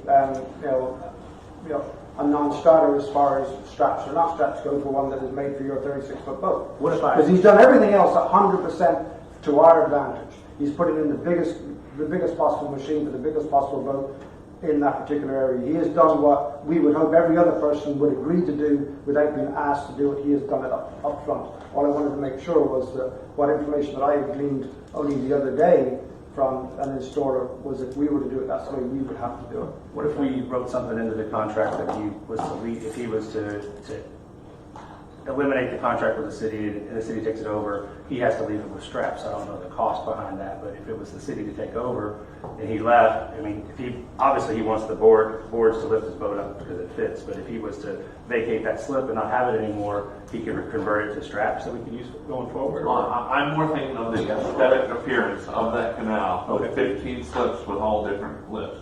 That's what I'm concerned about. I'm not concerned about one. I want them all to look the same. I think if you do this, you have to put in the biggest lift for the weekend. That's right. And they keep everything the same. He's done 100% correctly as far as everything is concerned. But if everybody else wants to do it, they just have to do the same. The exact same. Adrian, you gave a good lead into what I wanted to discuss, and that I think the city should set standards, whether through LDR or whatever, to write the specifications on what is required, what is prohibited, and have one person sees a lift on one slip. That's a good idea. I want one too. But have certain requirements they have to meet and limitations. And if it's helpful, I have a spec sheet I can send you. I'd be glad to bring that back. Have it in writing in LDR or whatever document you propose, but have a certain standard people have to adhere to. It may not be my place to say this, but I've always said something today. But I think we should, myself, if you ask my opinion, go ahead with this, pass it today, allow the city administrator and myself and the owner to get together to make sure that we have everything the way he wants it, we want it, cross all our I's and T's, but to make sure that he can actually start the ball rolling. So when he has his house built, he has his boat in place and so on and so forth. He's facilitated us in meeting our standards. We can put a few more little pieces in there, but I think it'd be unfair on him. We had this drawing. I made that little sketch up of the actual slip quite a while ago. It's taken a while for us to get it to this point here. I think it would be nice for us if we can allow him to continue, knowing that it is going to happen, and we can basically make sure that we don't make any mistakes for the city in the long run. That would be my proposal, if I'm allowed to say that. And I would do it by administrative policy. I'd be glad to bring that back to review going forward, using this as a spec. And I don't mean to harp on it, but I'm telling you, go look at Weston Harbor, then go look at Draco Harbor, tell me what you want to look like. I mean, one's all the same, one's completely different. Understood. Have we asked, are you opposed to putting straps on it? No, sir, I'm not. That's just not what I requested them to do. And was it Big Ben that you spoke with Jordan Cooksey? Yes. Said he could do the straps? Yeah, I have no problem with straps. When I done it, I just asked him for a lift, and he will know which kind. And there's one that's literally right across the canal, which is a Deco, I believe. And I said, that's fine to quit with that right there. So So I if we have no approve trouble. that today, you would put straps on it? I mean, Yeah, I have no trouble. I have no trouble with straps. I'm not. Okay, dude. I'm not arguing that. Just want to dry. I just want to live. I just want to vote out.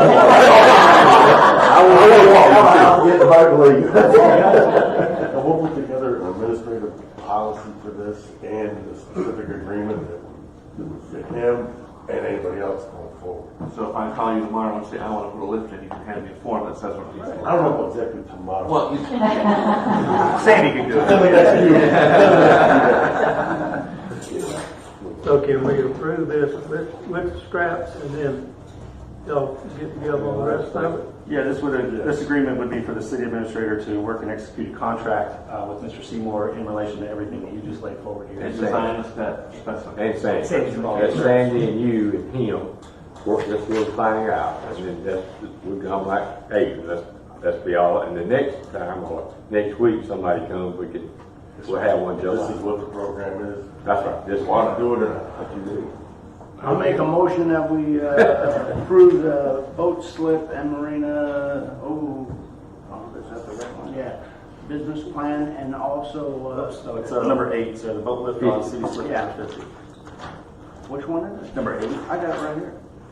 No, you're on the next agenda. I'm sorry, guys. My bad.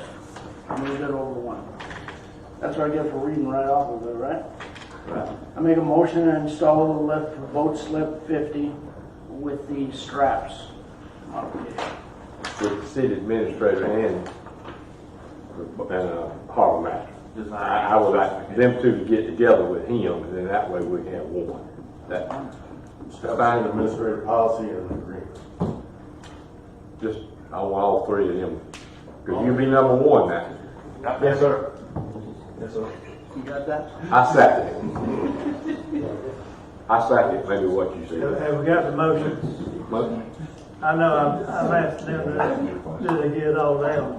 You got a motion for the boat lift, slip 50 with straps. And instruct the city And instruct administrator. the city administrator and the harbor master. Harbor chief. Chief. Create an agreement and set a specification. Okay? And I second. I think we beat that. We got a motion and a second, please call the roll. Mr. Pollock? Yes. Mr. Smith? Yes. Mr. Wolf? Yes. Mr. Love? Yes. I'll take it. Yeah. Congrats. I was a general question on mine. I'll be in touch with Mr. Seymour going forward with the harbor master. It's okay. Thank you guys for moving that item forward as well. The next item, speaking of the harbor master, harbor chief is here. This item is a discussion related to the marina and the boat slip improvement plan. Sandy Walker here to present on behalf of the city for the harbor. This is not a voting item, it's more of a discussion. You guys previously asked us to bring back the game plan, and that's what we're doing today. Morning, everybody. This basically stems from a request made by the mayor last meeting, how we can basically improve the income from the boat slips that the city uses. We have basically at the moment 52 slips. We could have 53. We need a couple more poles on slip 42 to make that one usable. And I have that in the works. The idea of this is we should just have a quick discussion as to how we can move forward, what we might end up doing. to improve it. So just have a quick look. If we go to the next slide, is basically a breakdown of the costs. We charge $2 per foot per day, $11 per foot per week, $22 per foot per month, and $150 per foot per year. It enables us to be able to give people that stay longer a slight reduced cost and keep our slips fuller for longer. If you go to the next slip, or the next page, I, along with what Councilman Smith did a couple of years ago, I went and checked and talked to and found out that the average cost is somewhere between $1.75 and $7 per foot to rent a slip somewhere within the state of Florida. That can be either closer to home or further south. It varies by that amount. So we are at a good price range for where we are, I believe. The other nice thing that we do, if we go to the next page, is with the boat being, an average length of a bay boat being 19 to 26 feet. To stay for a day is somewhere between $38 and $52 here. If you were to be charged $7 a foot, it's between $133 and $188. I know I have had people that have come here and they'll quibble that, well, we're coming in on a Saturday, we're leaving on a Saturday, do I have to pay 8 days? Prices do mean, it does mean a lot to people, so the fact that we can lower our price a little bit when it comes to a week and so on and so forth and into a month. So I think our price range is where it needs to be. It's something that we can look at going forward to make sure that we're not short-selling ourselves, but I don't believe that we need to change that price to either attract new customers. I think we have it in the right place. If we go to the next page, the ideas for increasing our businesses. I've talked to a number of the real estate agents in the area about how, first of all, if they even knew that we had boat slips, and said we kind of know about it, but we didn't really know how to get that information to our clients. So we're going to get together with the 4 biggest, 2 of which are in Port St. Joe and 2 of which are here in town. I got together with Kimberly, it's later on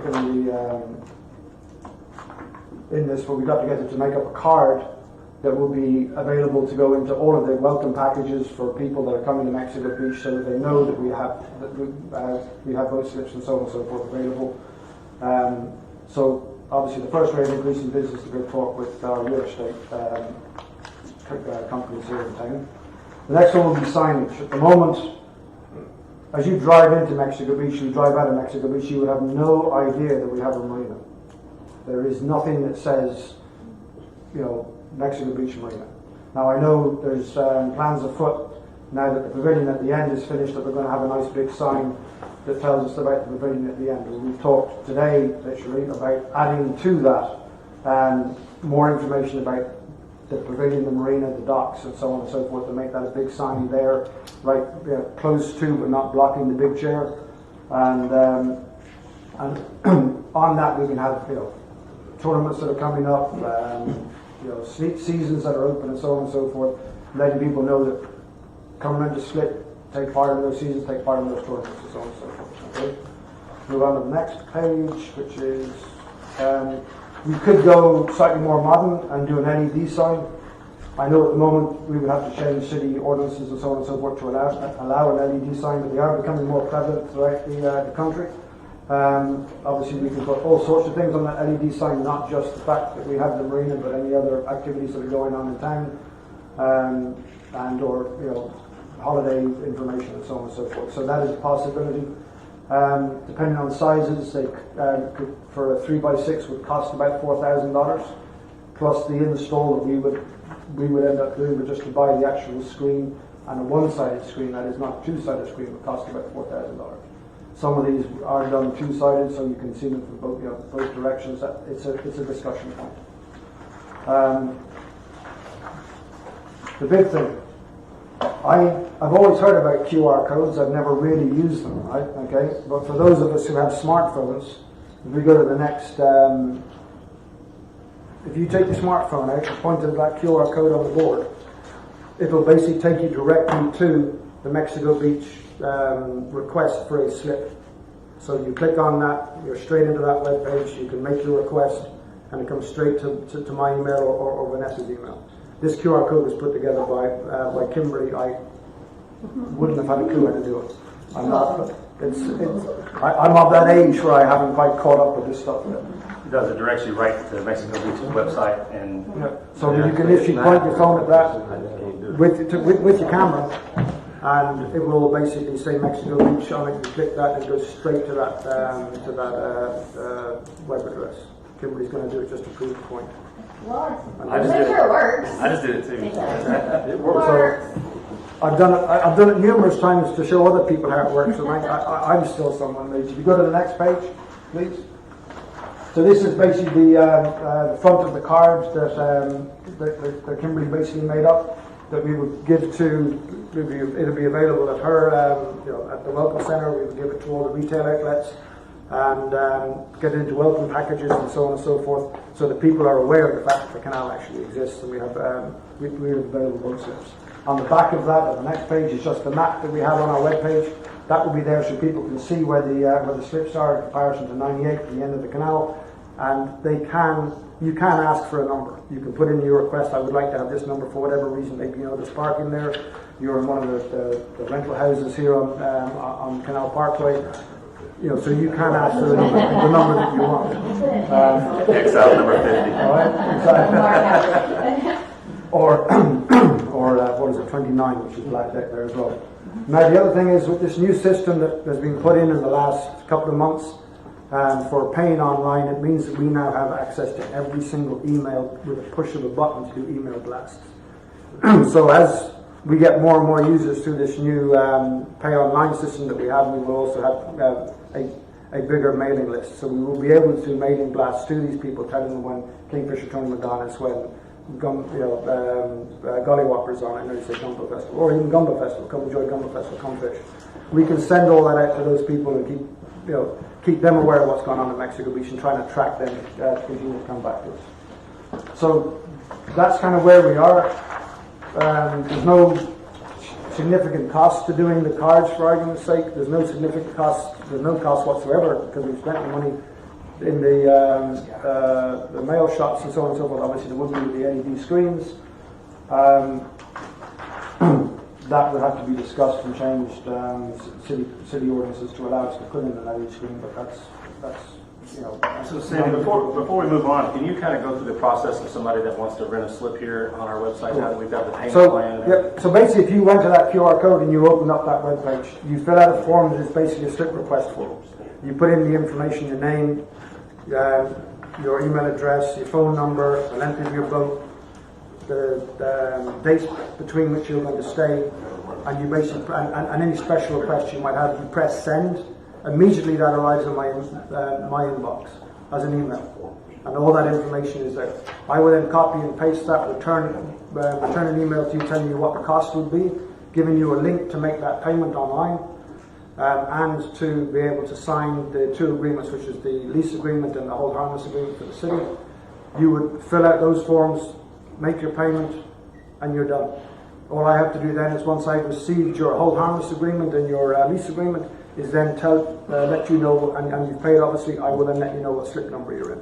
In the past, it has literally been a case of you would ring up the harbour master, he would say go to slip so-and-so, he would drive down there, sometimes with his wife to be the witness of the hold harmless agreement and so on and so forth. It involved a huge rigmarole. This can literally be done in 5 minutes if somebody at the other end understands, how to use a computer. That's about the only thing I've come across is some people go, I have to sit in front of a computer to do this. So, well, yeah, it's a lot easier than me coming to hand a piece of paper getting blown around in the wind. It works very, very well. With the new payment system, which only started relatively recently, that has worked extremely well. It makes our lives a lot easier. I have paperwork, I have emails. It's just so much easier for everybody involved. It also enables us to track how much money has come in, the percentage of everything used. It's all in a spreadsheet. It means we're running a business. Before, we were trying to run a business, but we were using handwritten ledgers. That kind of went out in the Victorian era. So we've now entered the 21st century. We have a state-of-the-art system, and we will, as we go forward, have a state-of-the-art marine island. If anybody has any other questions? Well, I've got a suggestion that might be helpful. As a general rule, when you're marketing, you want to contact somebody in 7 different forms at all times at approximately a 5th grade level. Now, you've done that several different ways, but there's an assumption that the person is driving through Mexico Beach, already knows what Mexico Beach is, has ever heard of Mexico Beach. So I might offer a suggestion to take a more national approach. I just pulled up for the first time, I just Googled advertise a boat slip. And there's approximately 6 companies that do this. It's kind of like VRBO for boat slips. Now, that means that, let's say you're in Tennessee, you're planning a vacation, you want to take your boat somewhere, you've never heard of Mexico Beach in your life, you log on to bookaslip.com, and then all of a sudden now we're talking about this place, Mexico Beach, and that's where you plan your next vacation. That's a point of contact that previously wasn't mentioned in this design plan. And whatever the cost is of that, mark it up by that. So you've already come up with your discernible pricing for your straightforward. Anybody who books through one of these .com vendors, they have to pay the additional markup on it, so it's no cost to the city. That was the only reason why I hadn't looked at that, was the fact that in theory it would involve either two separate prices, and one person say, well, he only paid this way, so on and so forth. That's completely fine, because you are literally advertising nationally to an entire country. There should be an additional cost to do so. If you drive down here and you do all your own legwork, sure, it's cheaper. Why not? Yeah, that's fair enough. I agree. Good point. Good idea. I will follow up on that one. Thank you. Sam, how many Sure. full-time year-round slips are rented? At the moment, about 11. Well, Yeah. and total slips we have? 52, hopefully 53 comes, if we get 42 sort of. Just whenever we put the whole thing together, there were 2 poles missed. Nobody saw it until we numbered the whole thing, and it was too late at that point to get them back and just put 2 poles in. But I mean, when this gentleman's having his poles put in, we could have those 2 poles put in. Or if we were to ever look into covering slips, which is something that the city have been looking into, the idea of ourselves putting in some lifts and some covers. We could then do it at the same time. I'm waiting on prices to come back on what it would cost us to cover the 5 slips from 37 to 41. To cover those and to put lifts in those, with the idea of obviously having those for other people to rent at the same time at an increased cost to be determined until we know what the price of the actual install would be. Thanks. Mr. Sandy, I totally agree with the QR code, but I don't think we ought to give up on the good old phone number. So put a phone number on the card. Yeah, fair enough. I mean, this was just, as you see, approved. It was put together very kindly by Kimberly after a relatively short conversation with her. Yeah, what you might think about maybe that image, if you could take that image and put it on the back of the card of the boat slips. That is on the back of the card. Yeah, Okay. yeah, that's That exactly thing is it. like a postcard size. Yeah. Oh, okay, Is nice. what that's supposed to be. So that front, which is I literally created that in less than 5 minutes to show Sandy an idea. So you can add any kind of text you want on there. We have a rack card at our Welcome Center that has everything on it, and it has the phone number to both the harbor master and City Hall. Good deal. Yeah. So there's a lot to take. Well, I hope there's a lot to take away from this, and a lot of ways that we can improve the business going forward, because that's exactly what it is. It's a business, and earlier on we had that information that showed that it's gained $450,000 in a period of time for the city. Last year, I can't remember the exact numbers, but we're over 100,000 for last year. We do, if we can increase that by 50% a year going forward for a number of years, it'll be a significant income for the city to be able to do other things with, other than just look after the canal marina area. That's good. Kudos to Sandy for jumping in with both feet to take over the harbor master when Mr. Lee had put in his resignation. I think he's taken us light years between him and Julie and Vanessa ahead that we are making this a business, and that is our game plan to continue to increase our revenue. So if there's any other questions, this was more of an informational discussion to find out if you guys had a different direction, or like the idea that came up from Mr. Jerkins related to the national advertising was something we could definitely look into. The sign is another option. We just have a small sign. We're working on some options for some bigger signs when the Canal Parkway sign is completed. So I think we're moving in the right direction, but we're open to discussion items if you guys have anything else to add. I think the LED sign I think we have enough money now, and that's why we want to keep it. I think, and that way you really could put different, like the farmer's market or No, it could be, yeah, it couldn't just have a lot to of be things for- on it. And I think the money spent on that, I think what you said, $4,000-5,000 would really be worth it. Yeah, I mean, I haven't found anybody in the local area that does it yet, but there are numerous organisations that do have them. I just need to go and talk to one of those business owners to find out where they actually got it from. But so far, the only person I found that was actually returned my email was from Miami. It just seemed a tad too far away. We can bring back some ideas for that for you guys as well, because that's something that we would go through you all to add. That'd be just more for the city in general as well. It's not just the Marine Investor. Kind of change the ordinance. Right, we've already said that, but that's hopefully a relatively easy accomplishment. Well, thank you for your time. Thank you, Steve. Thank you, sir. Appreciate your time. Excuse me, Harbor Chief. Man of many hats. All right, Mr. Chair, the next discussion item today is the portable restroom purchases. I brought this back recently, had some really good discussion about an opportunity. I would have brought it back sooner to you guys for further information, but they had sold out. I did receive some information back yesterday from a local vendor from Weewa, which guy? Weewa? Just say we will. I was trying to be correct. I apologize. So from Weewa, where he comes here, plays pickleball a lot. Mr. Johnson's a great gentleman. He did reiterate that the price is $56.50. I had put on my staff item for the purchase of these items was not to exceed $7,000. That's when I thought I had to go directly to the vendor. He does have those in stock, delivered. We could have it by Friday if we needed it at $56.50. So my proposal back to you guys, I related to the cost of this is a 2-stall water, electric, and sewer hooked up item anchored to the ground, and it also could be portable. So this item would be there used. I propose to use it first at Parker Park. We have recently just lost our nice restrooms that we had in the trailer there for Parker Park for our events. That has gone over to Canal Parkway. That should be open very soon at Canal Parkway. And we're left with a porta potty at our event center there at the Parker Park. So we just had a farmer's market this weekend and we had to bring in one. They're approximately $87 a piece. So that would be $2,000 a year just for renting two for Parker Park year round. If we buy this for the $5,650 from our local vendor, we start with one.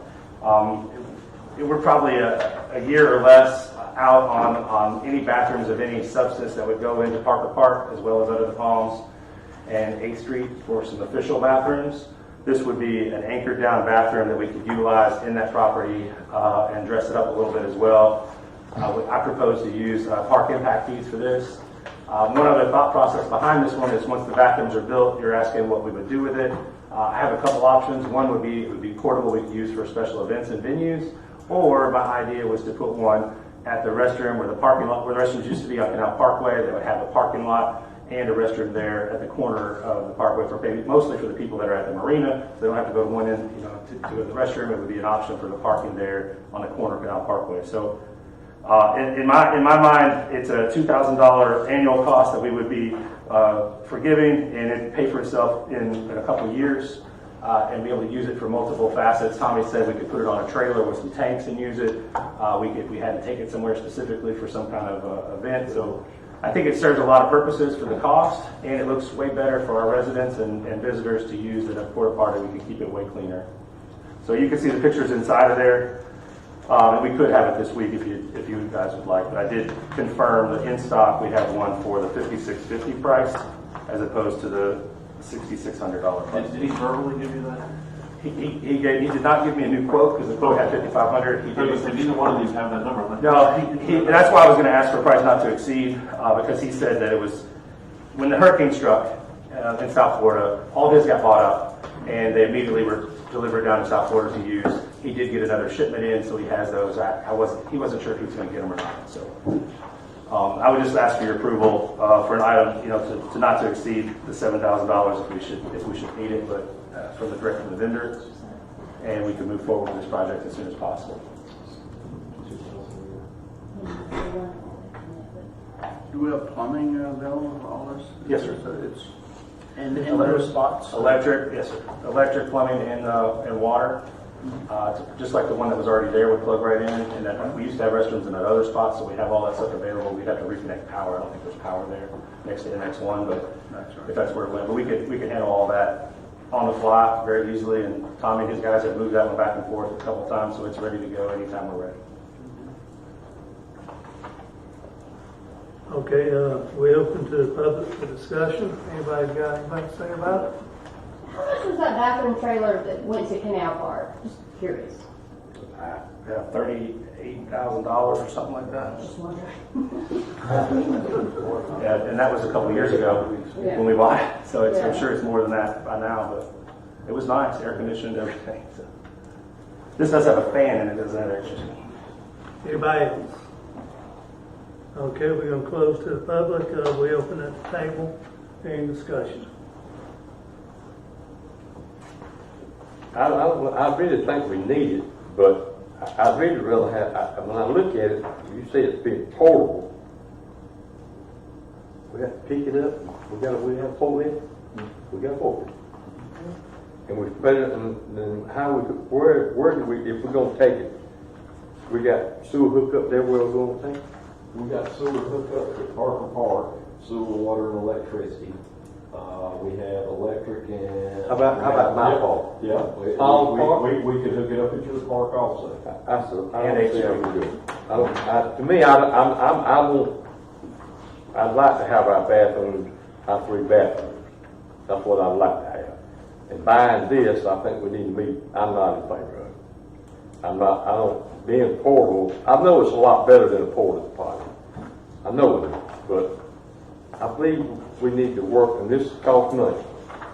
Something right now we don't need to be spending. I think we need to work on getting our 3 bathrooms in.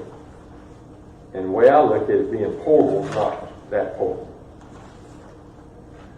We would have to anchor it to the trailer if we did move it, but if we move it somewhere else. But it does have anchors around the outside of it to anchor to the concrete. He does have 2 of them. You can get 3 available if you thought you wanted to put them at other parks.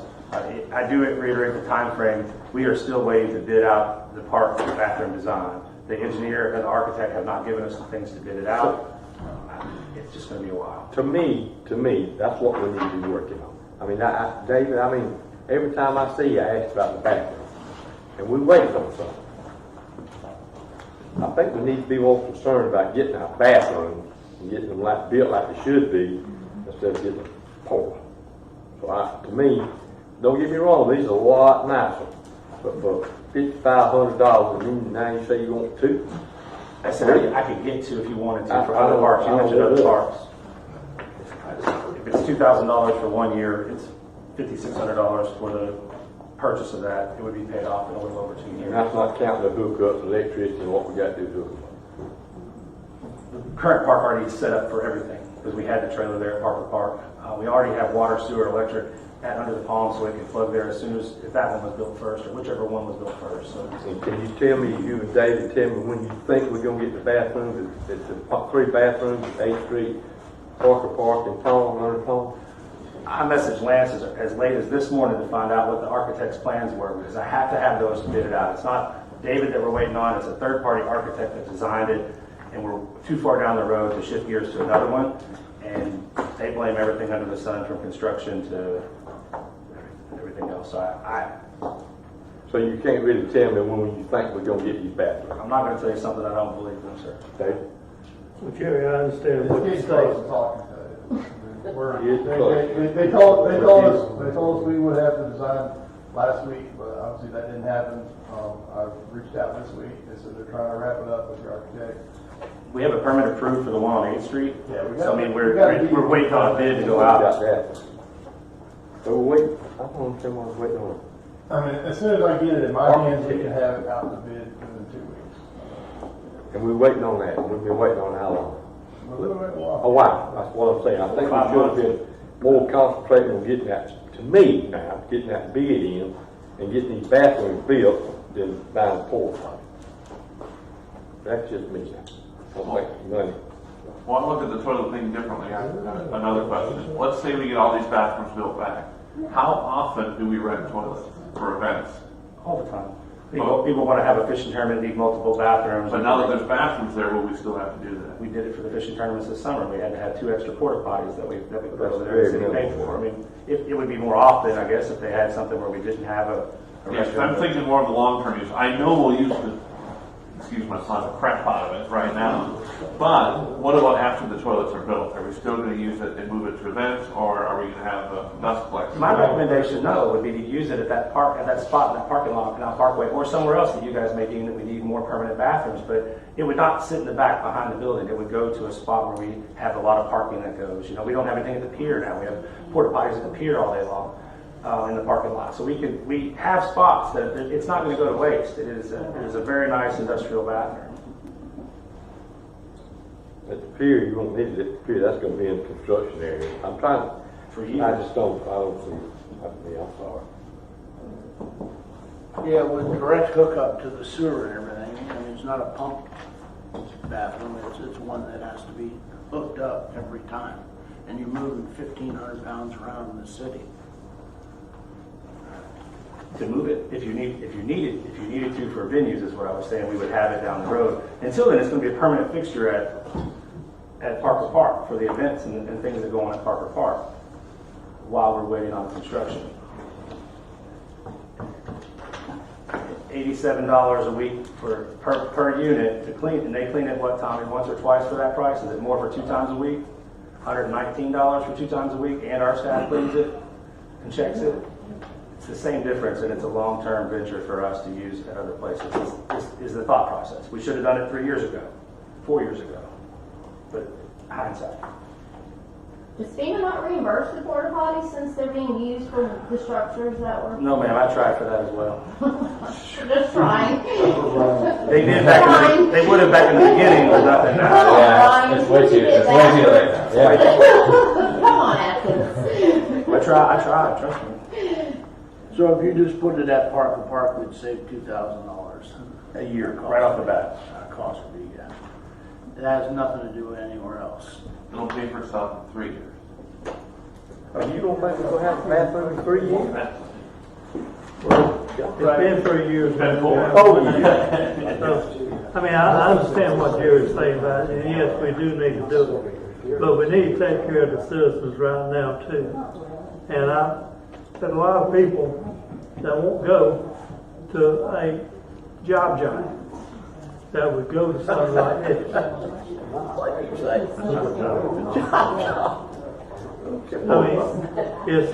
I mean, it's just something that we can be able to use for several years from now. And we all thought we'd have everything right now that we've had before, and we still don't. And we're probably still talking a good year before we get a bathroom done. So, I'm basically for it. I was just wondering, I don't know if you can still take the citizen comments, but would it have to be insured against hurricanes? Like if it's portable, anchored to the ground, what about the wind of possibly 150 miles an hour? What would happen to it? Well, this would be a capital purchase that would be added to our statement of value. So it could be covered. It's a Connex box style, so it's pretty industrial. It would be anchored to the ground. If you had a hurricane coming in, you'd probably take it up. Yeah, just like the porta potties and stuff like that, we could put it somewhere else that, out of the way. It's just anchored into that concrete pad that's already there. We don't have to add concrete, water, sewer, electric, nothing in Parker Park. It's already there. Is this handicap accessible? Yes. The front of it has a way to add a ramp if you needed to roll into there as well.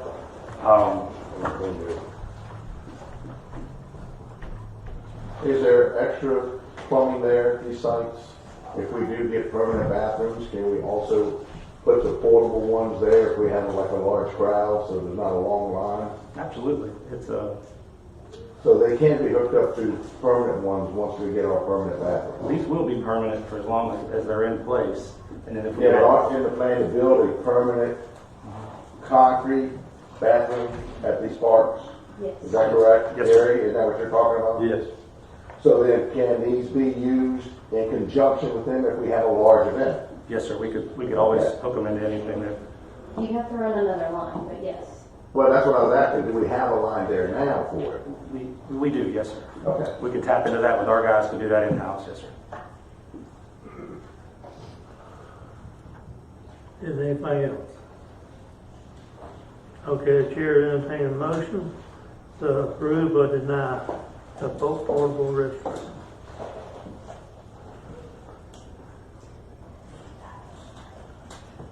I make a motion that we approve one portable restroom to be stationed at Parkland Park. Do we have a second? I'll second. Call roll, please. Mr. Pollock? Yes. Mr. Smith? No. Mr. Wolf? Yes. Mr. Welling? Yes. Thank you guys very much for that. We'll move forward. I understand your concerns, and I'll make sure that it's available as soon as possible. The last item on the agenda is number 11, is the planning and zoning vacancy. We've recently had taken in several applications earlier in the year related to this position. In your packet, you can see a short list that has been listed here for all those that were still in favor. At the time of the print of the agenda, Ms. Hamilton had not responded, but since then she said yes, she is interested in still serving on that capacity, as well as Mr. Freeze. Rock said he would be eligible. Is he here today? He is back in town. He did want to make the stipulation that he does travel and may miss a meeting or two here or there, but for the most part, he would be available, and he put his name into the hat as a yes. So you would have currently have 5 applicants for the one position. We had a resignation by Mr. Saunders, who is moving back to Georgia to be closer to his family. So that opened up the alternate spot. And I did list on here that the appointee would fill the balance of his seat, which expires on January 8th of 2024. So he is an alternate, and they would fill that seat for Mr. Saunders. So first thing is, if the council is in favor of filling that position, I have a plan going forward for that if you are want to fill that position at this time. I'm fulfilled. So we could set up first. I just wanted to be sure if you guys didn't want it. Madam Clerk, she has some papers to pass around. So the first piece of paper has the 5 names on it. At the bottom, does anybody need a pen? At the bottom, I need you to put your name, and you would circle the 2 names that you think each person is going to circle 2 names with your name written at the bottom of that paper. I do it with a pencil. You can do a pencil, whatever you like. Just put your name at the bottom, and all right. So you're going to circle 2, any 2, doesn't matter what order or rank. Circle 2 names and put your name at the bottom, and then Julie or Tammy is going to take up those when you fold them in half, and then we're going to tally the score, and the person with the most votes will move into that spot. If there's a tie, we will do another round. Unless you want to discuss anything further. Well, I know all 5 of them, so I'm like sitting here going, I'm okay with any of the 5. That's the first for me where I can say that I know all 5 people here.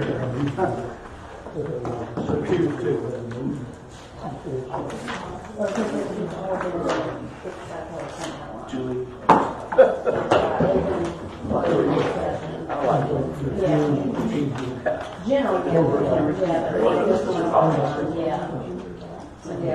So, Madam Clerk, can you read the selections and then we'll tally up the scores.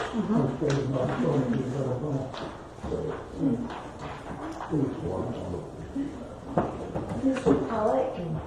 1 vote for Lee LZ and 1 for Mr. Rock Crease.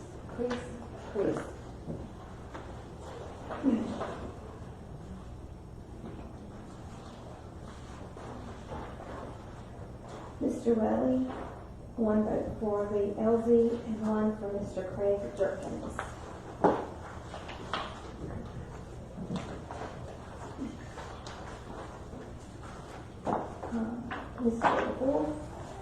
One vote for Mr. Lee Elsie and one for Mr. Craig Jerkins.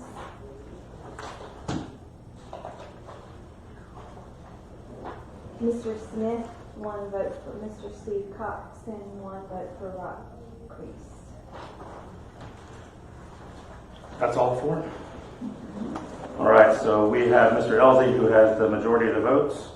So Mr. Elsie would be your appointment to the P&Z Council based on the cumulative total. Is there any other conversation about that? Can we maintain that list? Because I'll tell you how I voted for the first two receivers. So can we just move names off that list? Because Lord knows the P&Z changes quite often. So that way, next one on the list, we just keep going on. Yeah, and any new names that we take in, sure. We've not had that in the past. We've been searching. We've always only gotten one, so I just went with the first two applicants and move them up. And if somebody else applies, put them on the bottom. So Mr. Elsie would be the appointment. We remove him from the list. We'll keep an active list. If we have another opening, we'll verify that the folks are still interested. If we need to take more applications, we can always take applications to add to your list. So I guess that would be a voting item, Mr. Chair, to fill that seat. We did vote, though, already. You need a motion? I think you voted. I think it's fine. I think they get a second or something. Yeah. No. All right. All right. Just to be safe. I'll make a motion to appoint Lee Elsie to the alternate post vacancy on the planning and zoning. I'll second.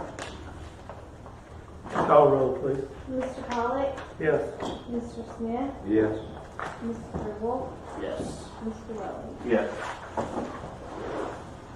All right, and we'll maintain that list going forward. So that's the conclusion of our regular agenda. Mr. Chair, back to you.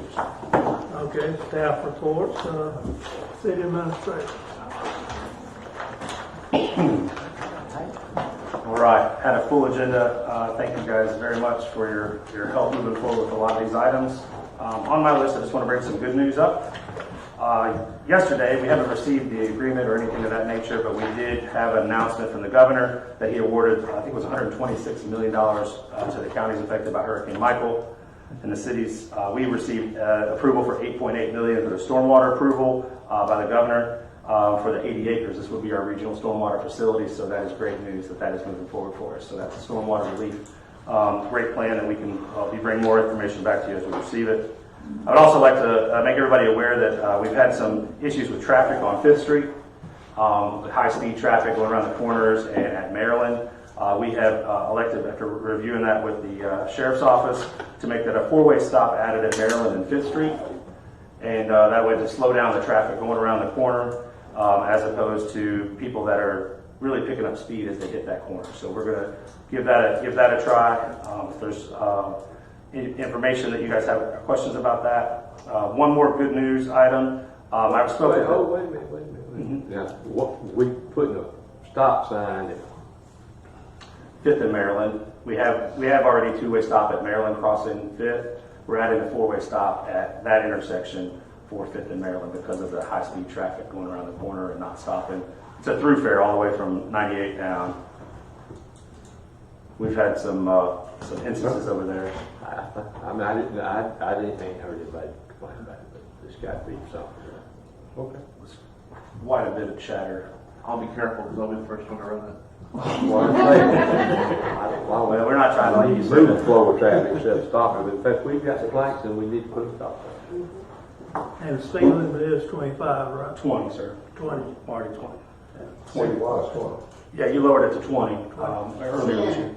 You're like a rolling stop all the way down that street. I just wanted to some other good news. Last week that I spoke in front of the TPO board. Mr. Smith is on a member of that council. They voted to approve an on-demand transit pilot program for Mexico Beach. So I've been asking for quite some time to help us with our staffing as for our businesses as well as people that can't afford to travel back and forth to work and things of that nature. So they have a transit pilot program that we're going to look to start in the spring. We'll work directly with the TPO for their marketing plan. They're going to put a 9-passenger van in our city that has ADA accessible. They're also going to give us a driver, and they fronted the program for $15,000 for the cost of fuel and that nature. So this will be something we're going to make available to our residents going forward. And remember, it is a pilot program to see how well it does and if it's something that's feasible going forward. So I thought that was a good step by them to finally approve that to help. That would actually go between Mexico Beach and Callaway, so to, like, for example, Walmart, that to be established. So that's coming our way, so which is a great added thing. And it is ADA accessible for anybody that has mobility issues. And other than that, that's all I have, Mr. Chair. On the program, if we have people, say, in Callaway, that's working in Mexico Beach, they got to get from Callaway first to Mexico Beach. So it's on demand how we do it. You can schedule it up to like an hour or something ahead of time for that person to pick it up. I'm hoping to get more information which established it's not going to be a fixed route, so it's not going to be a bus that goes in back and forth 17 times a day. It's going to be a on-demand route, so if you schedule it ahead of time, you'd be able to meet at a certain spot, whether it's the business center or wherever it is, to get from there to Callaway. There'll also be folks that want to park at Callaway and catch a ride over to Mexico Beach and enjoy what we have in Mexico Beach. It'll be an option. It's not just for people to come over and work. It's available for anybody. Our residents to go to the grocery store. It's for people to come over here to work. It's a win-win situation for us, for everybody. Sounds good. I'll get you more information as it comes available. It just was approved last week. Are you saying that it is a free service? Yes, ma'am. The Mexico Beach people use it to go to Callaway to go to Walmart? Yes, ma'am. Ooh, that is nice. Yes, ma'am. Can it go to Target? You know, there's a bus hub there. There's a hub. You can catch another bus to that part of the line, but there's a. You could get the Winn-Dixie, I suppose. Thank you, Doug. Yes, sir. Clint? Unless the council has any questions for me, I have nothing. Okay, council. For the first time ever, I think I have two. Just before Hurricane Michael, I was the wonderful clerk and got a nasty gram from the Coast Guard regarding our channel markers not being lit, not existing, not anything. And then a hurricane came and it went away. I recently went for a boat ride and realized we still don't have channel markers. Is there any plan to get the Coast Guard channel markers back? We talking about the bridge at. No, I'm talking about coming in from the Gulf into the canal, the lights on both sides. You have one light of the 6. 6? I thought we had 2. So the Coast Guard says we have 6. We only had 2. Today, currently, you have 1. Okay. So I just put that on the radar. And the other one was somebody asked me this, and I didn't know the answer, so I asked, and that is planning and zoning liaison. At one time, there was a council member that reported, or went to planning and zoning and reported on their meetings. And that went away. Why did that go away? Do we have any desire to bring it back? Because it violated sunshine law. Yes. No, That's what the council at that time determined, that it violated the sunshine law. And that's why Chris Hubbard would always go, because he would be the mediator between the two councils. That's what I do. Okay. Just to go back to your lights, I believe they were put on a long finger until we worked out what was happening with the jetties. And we set up and worked out what was happening with the jetties, so you didn't want to put them back to have to move them again because the jetties got put in place. So it's one of those things that's got caught between a rock and a hard place. Well, the only reason I bring it up is because the letter that was received before the storm was quite firm, closing that canal, and I thought, ooh, it's been 4 years. So we can blame you. Yeah, sure. I appreciate bringing my potential. We will look into that, for sure. That's it for me. I got 2 things up here. Okay. My 2 things are I got is our harbor matter and Kemper. Sorry. I really appreciate y'all going that extra effort for this marina and boat slip because, you know, I had it by myself so long. Anything that helps. And y'all took it over and you have really exceeded my expectations of ever going to put a damn gum telephone and find out what we can do. So I want to commend Sandy. He's done a lot of egg work in what he's done. And I know. And I want to tell him I appreciate it. I really didn't know you had nothing to do with it. He didn't tell me that today. But I want to tell you, I really appreciate you and Sandy, mostly Sandy, because he is the heart of doing it. And that second thing is the old man sitting in the back there with the black hat on. You're the only old man back there. I'm gonna throw it out there. He needs to be commended. He went, they sent him to Florida. To Florida. To South Florida. There was a hurricane, and he can tell you some things. And when I talked to him, it brought back a lot of memories for me. And I broke down, but people like him that go and help people, because we know firsthand what it's like. And for him to go, it's just a lot to me. And our sheriff, Cindy, I'm just kidding, thank you. We appreciate it. That's all. Anybody else, Rich? I'm good. Motion to adjourn. So moved.